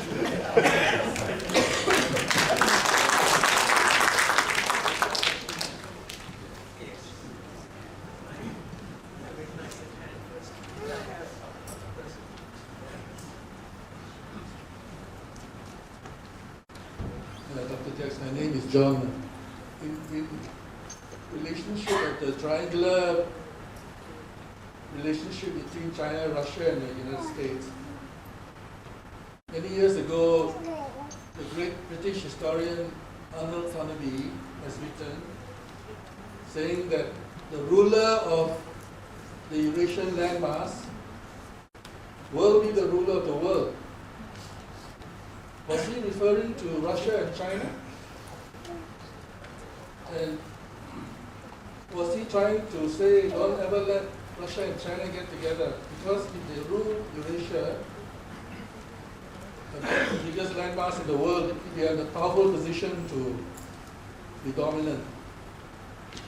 But what is America doing? Seems like they are pushing Russia and China together. What is the game? Can you tell us what is the game? What's the game plan of the Americans?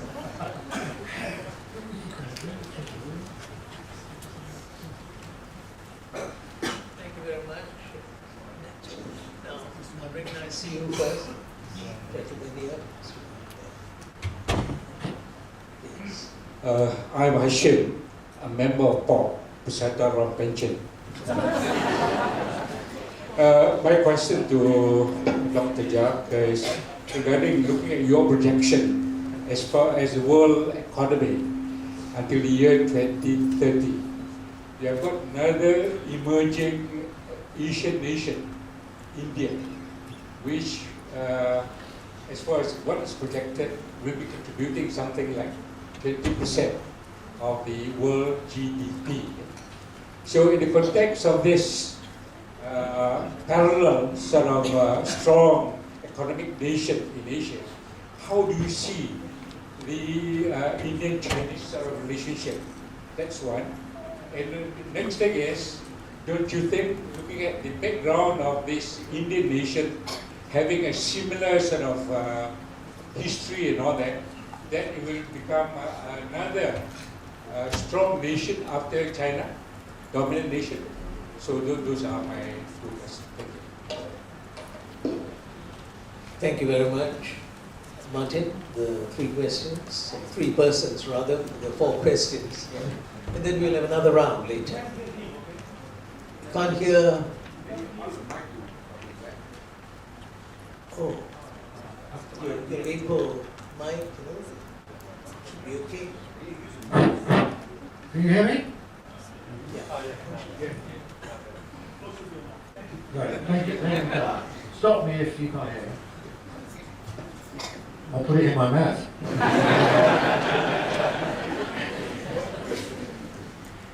Right. First of all, Tantri, response to your first question, which is an extremely interesting question. And I don't know the answer beyond the point to the question. Just to remind you, the question is, how will China's relations with its neighbours, for example in Northeast and Southeast Asia, be different in the 21st century from the kind of relationship which existed over thousands of years in the past? I hope I've got that right. Now, of course, this concerns what Fairbanks described as China's the tributary system, which existed for certainly thousands of years, that China had with its neighbours, and which was based on a recognition that China was the dominant civilization in this part of the world, and therefore required acceptance of the emperor and Confucian values and so on. So it was a hierarchical relationship, and which involved the presentation and indeed exchange of tribute. I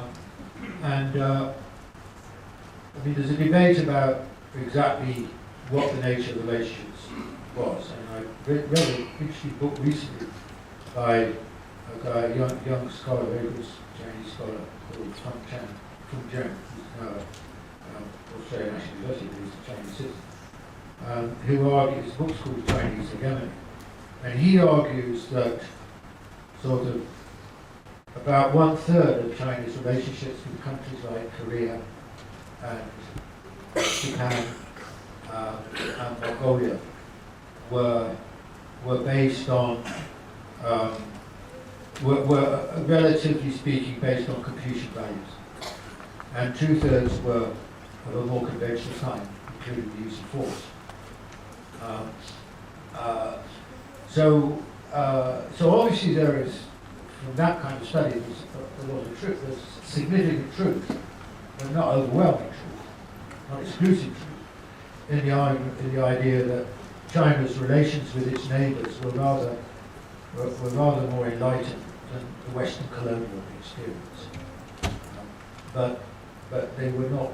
But they had another side to it as well. Because the Chinese argue, one of the things the Chinese argue, and I think there is real substance to their argument, is that, well, we will be different as a global power because we've never colonized in the way that Western powers did. I do really think that this is a very important question because it does tell us something about the Chinese. Of course, we're living in different times, things have changed a lot and so on. But I can't think of a country in the world where history is so persuasively influential in the present than China. So I think one has to take cognizance. You have to understand Chinese history to understand China. But you need to do more as well to understand China, obviously. What's its attitude going to be towards its neighbours?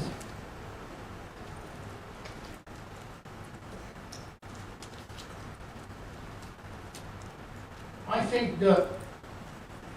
think that hierarchical tendency is still evident. Actually, I think that the Chinese, I think there was quite a revealing moment. Was it the HP Station Forum in 2010, where Young Jacques, who was then the foreign minister of China, he was obviously a bit destabilized by Henry Clinton's speech, and he said, he reminded the ASEAN countries, we're a big nation and you're a small nation. I think that was a terrible mistake to use those words, because it sent a message to all small countries, not just in this part of the world, but globally. But that's the only example I can immediately think of like that. And I think that China had, although the relationship be hierarchical, and big and small's got something to do with it, length of history's got something to do with it, strong sense of civilizational culture that you alluded to and so on. All of those things are very important in making up the Chinese attitude. I also think that essentially China does also belong in significant measure to the tradition of which is being propounded by ASEAN of muddle along and make the relationships work. Their attitude is not either or. It's not the Western attitude. It's a more hybrid mentality, and I think that is true. And this is obviously an extremely important question for Malaysia and other countries in the region, because I think that rather than looking across the Pacific to the United States. The key question for East Asia, East Asian countries, is finding the way to relate to China. This is going to be the really big question. And it's just a strategic question, and it's going to be much more important in relation to America. And having a relation to America, I think can even be trying to play it both ways can even be counterproductive in the region. So I don't know whether that's a helpful response, but there's some thoughts. What kind of member of the United Nations will China be? China can't be a worse member of the United Nations than the United States has been. The United States doesn't like the United Nations, even though it exists in New York, which is a great privilege for it, but that was part of the post-war American settlement. It's frequently gone on strike and refused to pay its dues. And the real reason I think why the United States doesn't like the United Nations is because, in a rough and ready way, the United Nations Assembly is the most democratic global institution in which small countries and large countries and medium countries have one vote all the way around the world. And on issues that are sensitive to the United States and important to the United States, the United States generally loses. And that's why they don't like it. So the United States has existed in continuous tension and conflict with the United Nations. I don't think China's relationship with the United Nations will be anything similar to that. I think its relationship with the developing world suggests that China will be pro-United Nations rather than anti, because essentially the weight of the United Nations is overwhelmingly towards the developing world. Of course, the Security Council, as you say, is not like that. The Security Council is a strange creature of a freezing of geopolitical relationships and attitudes at the end of 1945. It is an anachronism. Britain and France both deserve to be members of the Security Council in this year of 2016. Of course not, it's a nonsense. But it's what we live with. India's not a member, of course it should be. So there's a lot of reconstruction to do. But I think that unlike the United States, that China will have a very positive attitude towards the reconstruction of the United Nations. But it is not round the corner. It is not imminent. It's probably 2 or 3 decades down the road.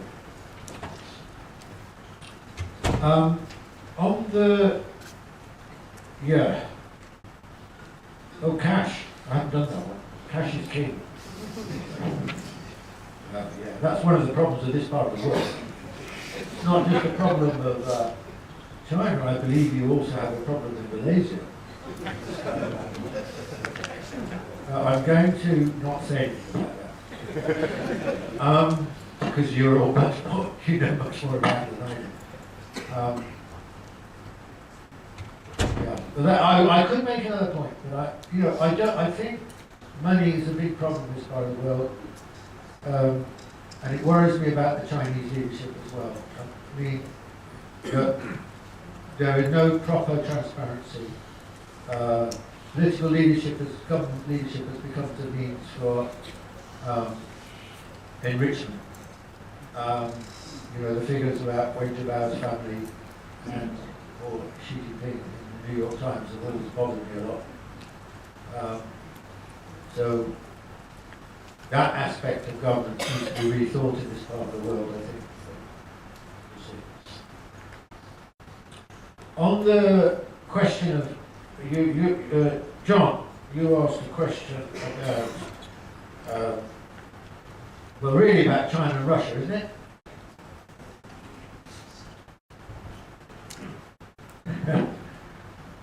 Well, I mean, it's an amazing shift in fortunes between China and Russia, isn't it? I mean, before Soviet Union broke up, it was much bigger economy than China. Now the Chinese economy, that means 6-7 times bigger, more. I don't know what it is. I don't know what the figures are now. And Russia, and this is the reason I think behind the fact that Russians have described Putin as the most pro-Chinese leader that Russia's ever had. It is Russian weakness and relative isolation. I don't think the relationship is a deep relationship. I think it's a relationship born of circumstance and necessity and convenience rather than anything else. In many ways, I think Russia behaves more like a Western-style country, than an Asian country. Well, of course, it is a Europe primary. Although its landmass is mainly Asian, its population is mainly European. So, Russians often remind me of Americans, actually, the way they handle. They've got the use of force, the use of coercion, the assertiveness, the volubility. These are very un-Asian, very un-East Asian characteristics. I shouldn't say Asian because Indians are different again.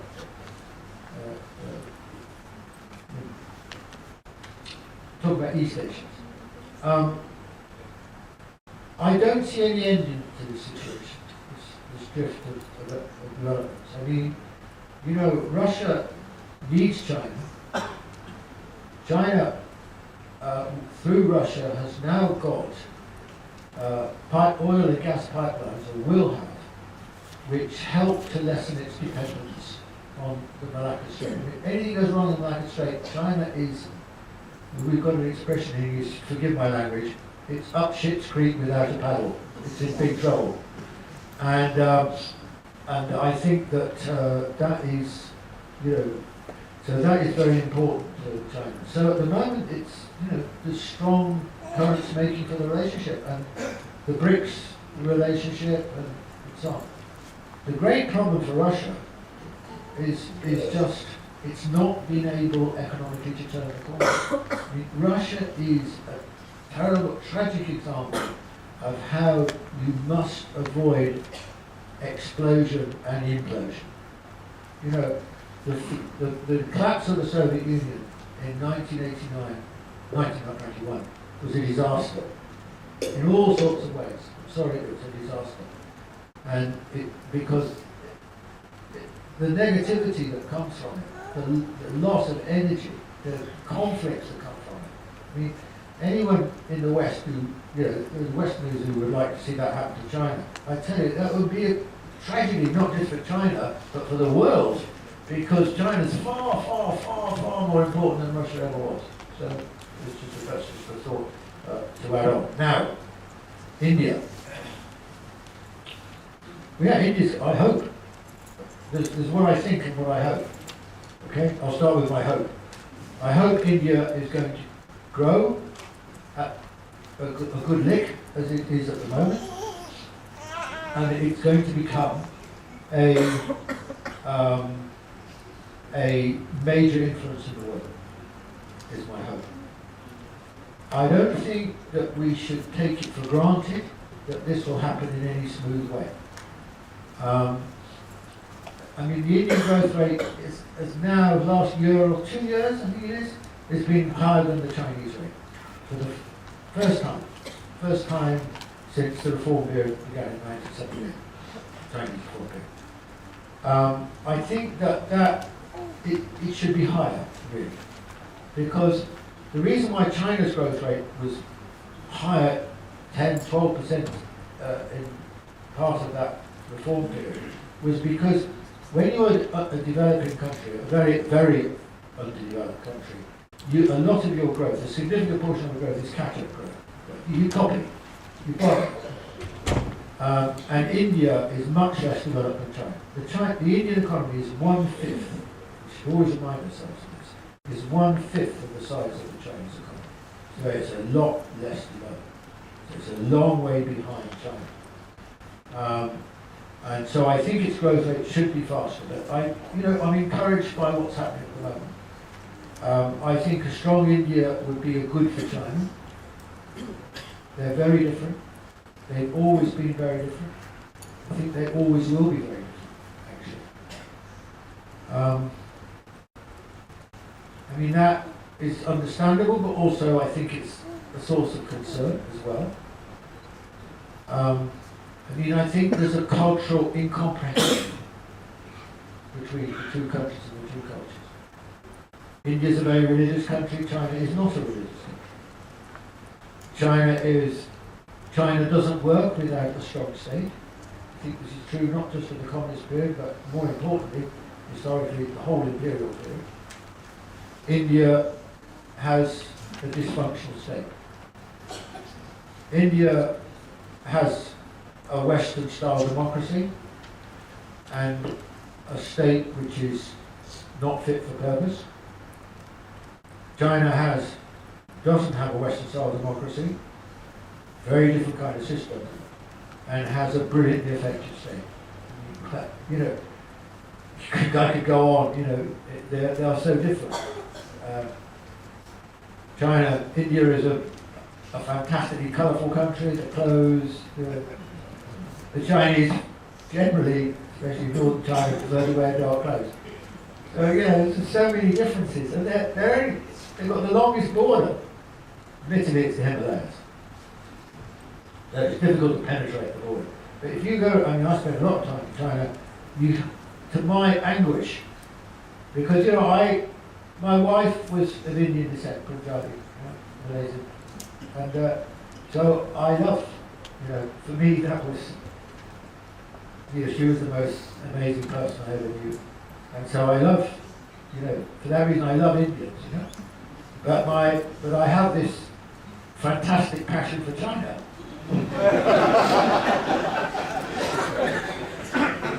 So that's your exam question. I'll be looking forward to reading your scripts, how I deal with that. Or whether it is a problem. It's good. Good. But I think that the future is most likely to be about the relationship between China and India. I think this, in the long run, is probably the most important thing to project into the future. So this is really important that China and India find a way of getting on well together. If you go to, I was going to say to you, if you go to a Chinese city, like I'm in Beijing a lot at the moment, and you see very, very few Indians, even in the universities. Very few. And you see very few Chinese in India. So it's not, and the reason it deep, if you read Amartya Sen's book, what's it called? This book on India. I can't remember what it's called. But anyway, there's a chapter on India and China, and the relationship historically. And I think he's a bit optimistic about the historical relationship. Anyway, this is really important. I think I'll answer the question. Martin, can we take another round? Because we'll have to. Now, a lot of hands, but I don't think I'll be able to entertain all these hands because we're running out of time. There is a media conference. Just a minute, please. There is a media conference that we'll have to have on time. So that's one of our constraints. Now, I'll take 3 questions. I'm looking left, right. Sorry, I think we must have a female. One female, yes. I'll do very short answers. Short answers, yes, very short. Then can we sort of take about 5 questions and make that the last round? One of them here, this lady, yes. Identify yourself, please. Good afternoon, Dr. Martin. I'm Imelda Ismail from IDFR. My question is, based on the briefing has been given by you, you have mentioned regarding the populations of China, it becomes their main greatest weaknesses. What is the reason the populations become the greatest weakness for China? Why it's a strength and it can be a weakness? Yeah. Thank you. Next question. Sorry, no, I think we'll have, yes, the person right at the back.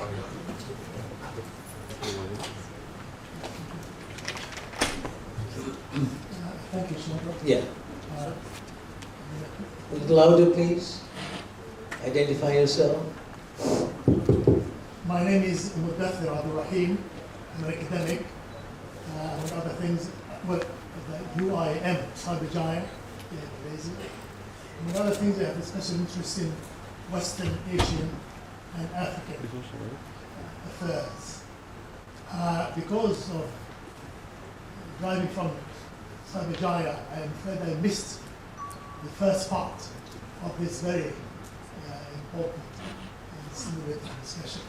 I was fortunate enough to be here for the second half, and I particularly appreciated the concluding remarks, warnings, as it were, given by your good selves, as a friend of China, regarding the future relations with various parts of the world. And I think you mentioned, among other things, lack of experience, perhaps problems about language and culture. And in that connection, in particular, you mentioned the issue of labor, Chinese labor in Africa. I wonder, to what extent would you say Chinese policymakers, leaders generally, have been sensitive to these issues? Have they learned? Are they now learning a lot about how to fix problems arising in that kind of industry? Thank you. Thank you. With another question, this gentleman just raised his hand. One in white shirt, yes. Oh, there, both of them are in white. Yes, yeah. But the first of the white shirt. Thank you very much. My name is Professor Jacques from Pakistan. I finally see Professor Jacques in person. Admire of your work.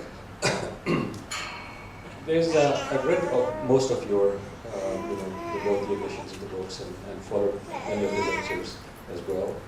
And myself, I think that I've traveled extensively in China since the last couple of years. I feel that there is a concept that I call traditional modernity. That Chinese modernity may not be inspired by modernism. By that I mean that it may not be inspired by the Enlightenment, it may not be informed by the Enlightenment values.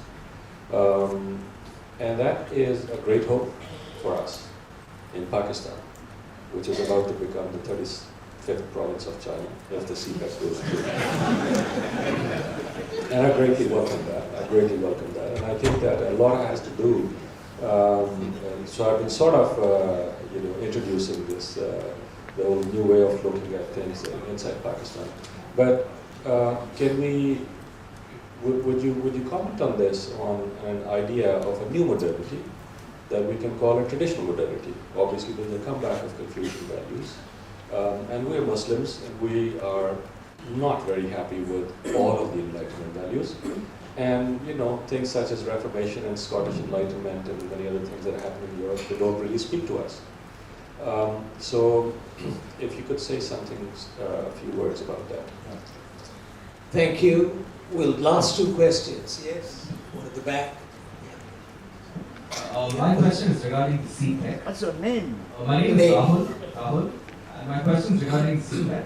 So it involves 3 different countries. It involves Balochistan and 3 countries which nuclear countries, one a superpower, one a rising power, one which hasn't been very responsible in its nuclear policy. So what are the possible repercussions to this policy? Because I think it's central to the One Belt, One Road policy. So what's going to happen there? Thank you.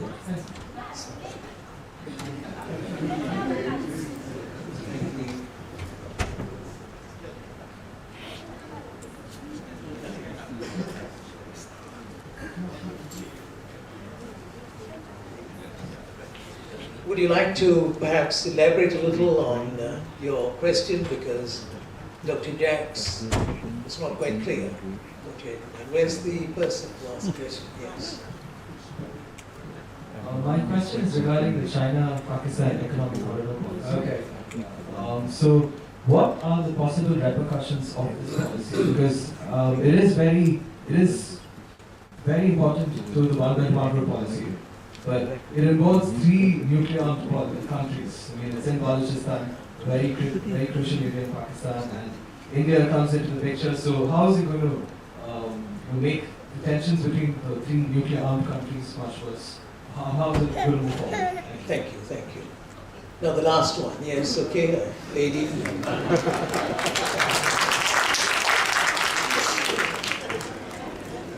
The last question. Assalamu alaikum. Shanga Hao Shifu.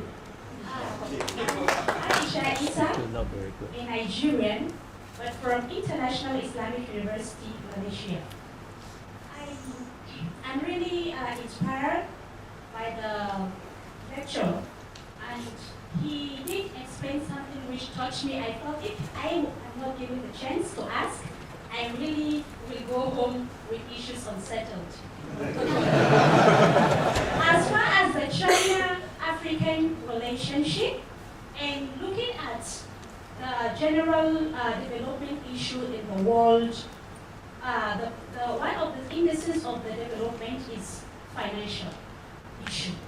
Now, if we look at the power of dollars, whether you can speak language, whether you have initiative or no skill or whatever, with or without, if the money is there, you can communicate anywhere you go. Dollars is acceptable anywhere you can easily transact with it. But what is the Chinese doing about the recognition of other currencies, so that there will be a shift from the dollar issue? Malaysia can transact directly with Chinese without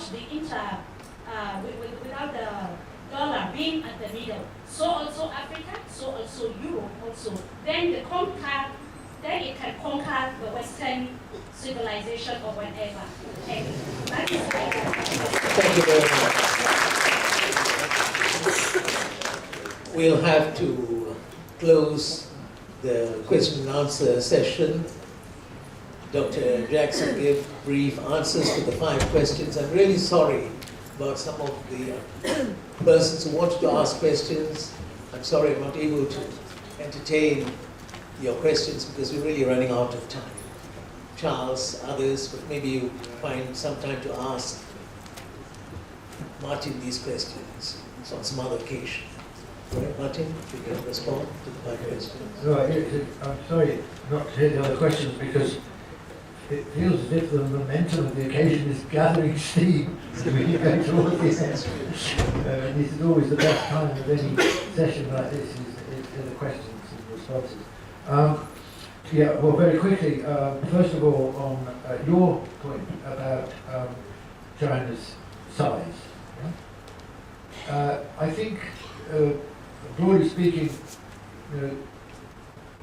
it's obviously a lot more difficult to administer govern a very large country, large in terms of population, than it is a small country. Why?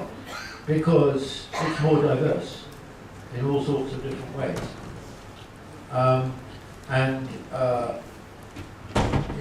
So China's great challenge has always been a governance challenge. Can it successfully govern a country which is so big and so diverse? And historically speaking, it's had periods when when it all worked rather well, and it was benign, and it could play to the strengths of its large population. And in other periods, it's been the opposite.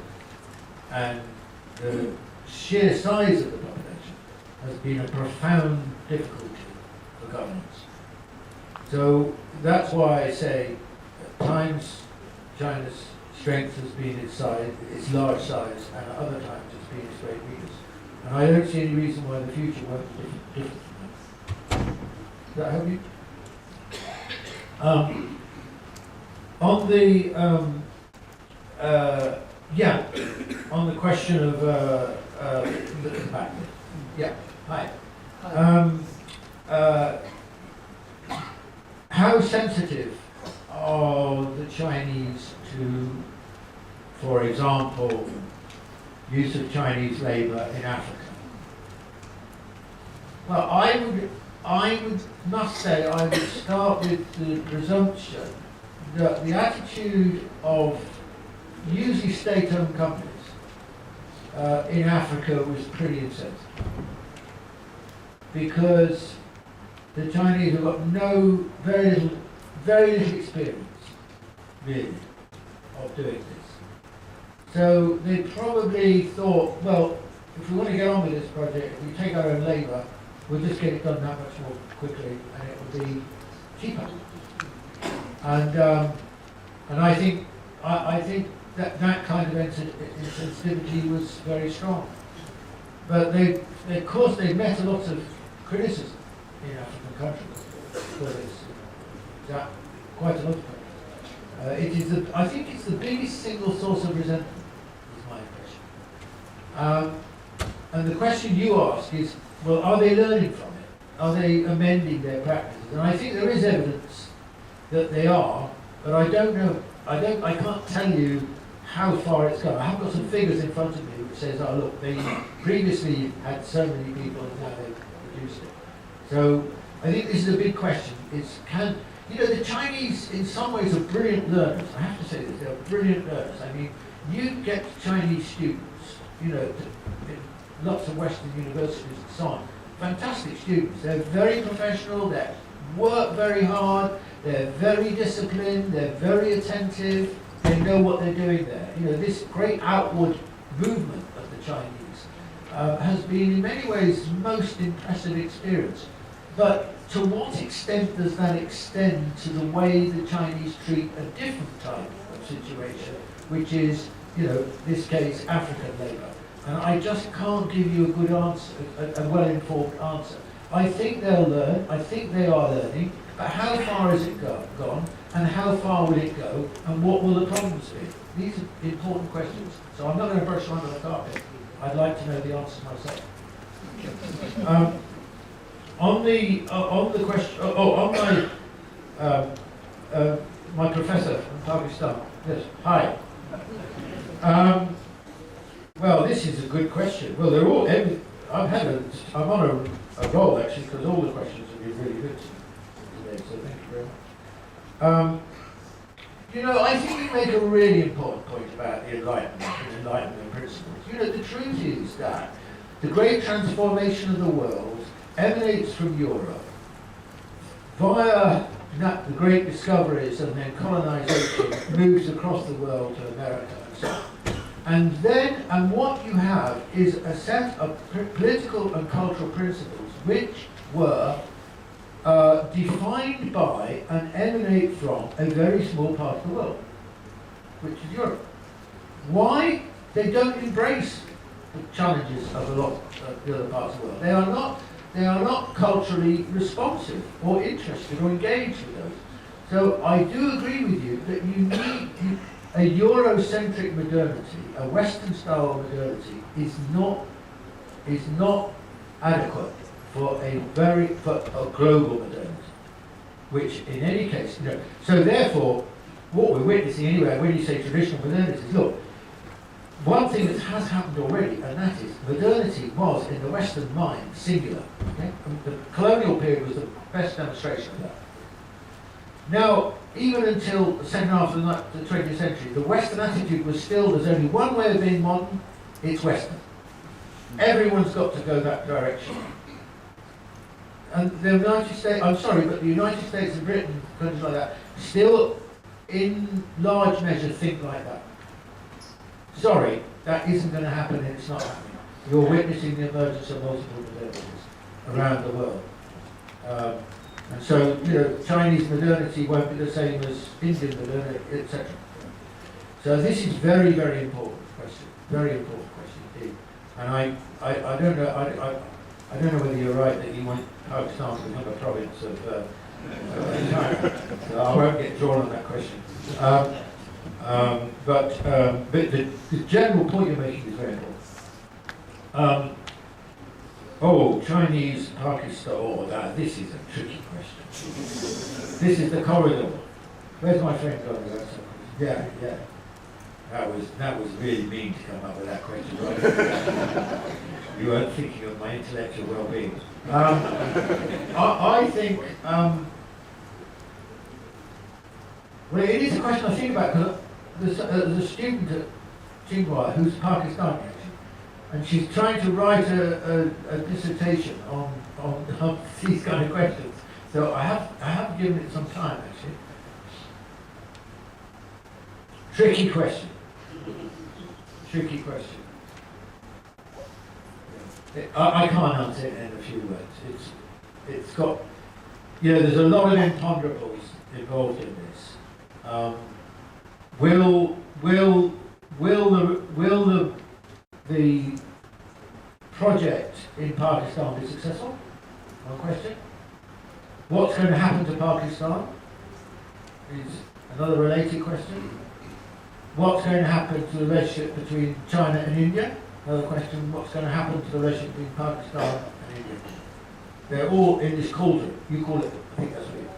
And so, if you've got an hour or two, we could certainly have a start. I think that's what it means. I'm sorry that I can't do much better than that. And then your question at the end about money, about dollars. Yeah?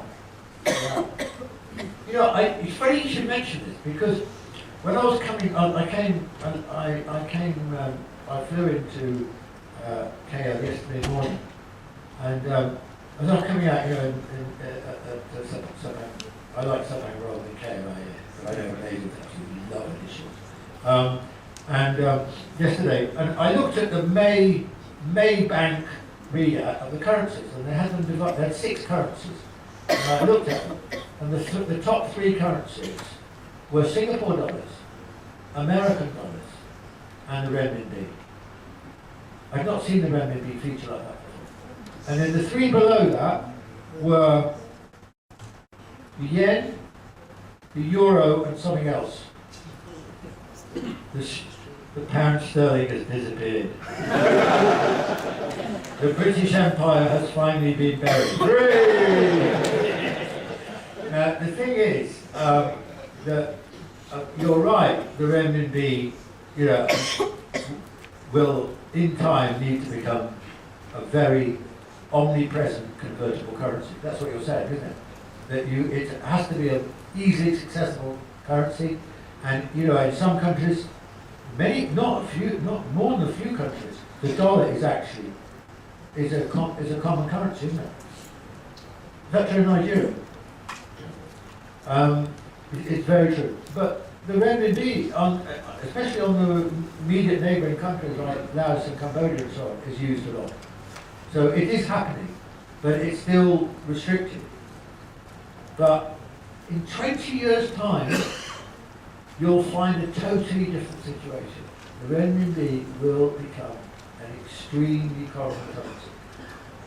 But you'll have to wait and watch it take place. Thank you.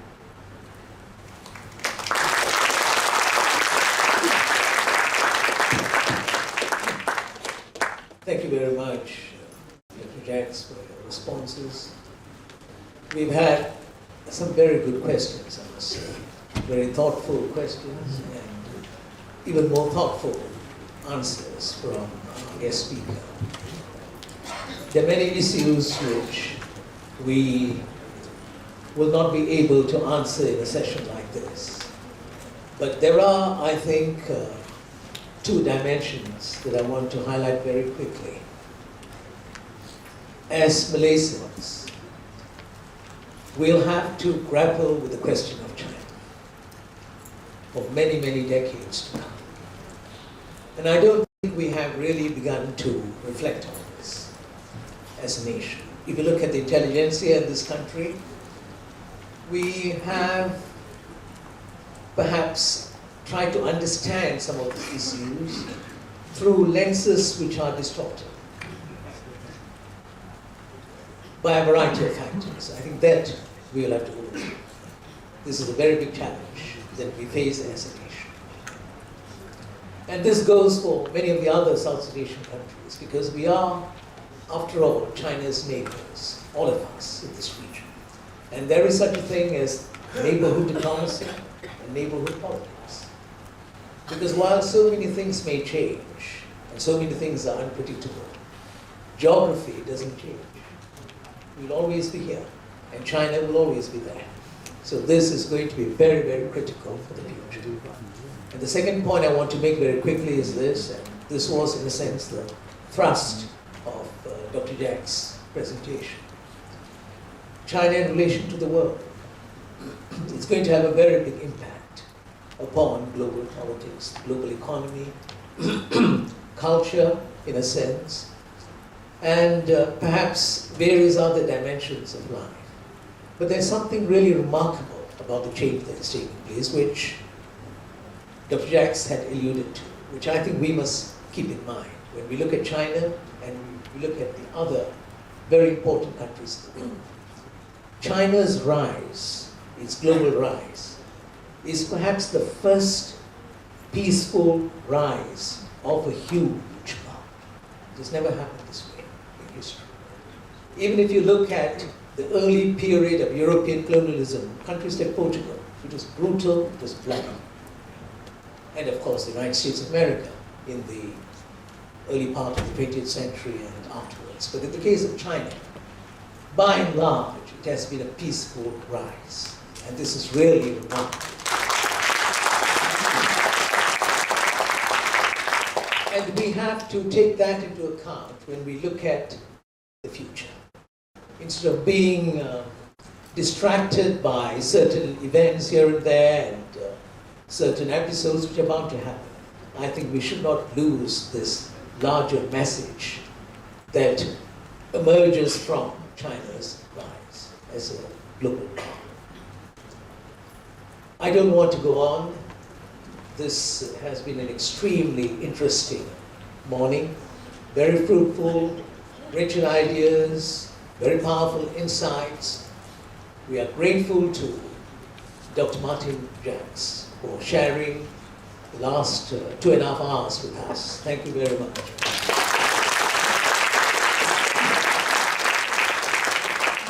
A lot of us here will remember the things that have been said, and I'm sure it will inspire people to read your book, the revised edition out in April 2016, and perhaps other things you'll write in future about China and world politics, and also inspire people to reflect on the issues that have emerged. So thank you very, very much again. Thank you to all of you for your contribution, for your questions, your comments, paying close attention to the discussion. Now what I'll do is I'll hand my microphone back to the Master of Ceremonies, because he has got a few announcements for you. Thank you very much. Thank you very much, Dr. Chandra Muzaffar and Dr. Martin Jacques. As a token of appreciation from the co-organizers, I am pleased to invite Datuk Salman Ahmad to present a memento from Jacques and IDFR to Dr. Jacques.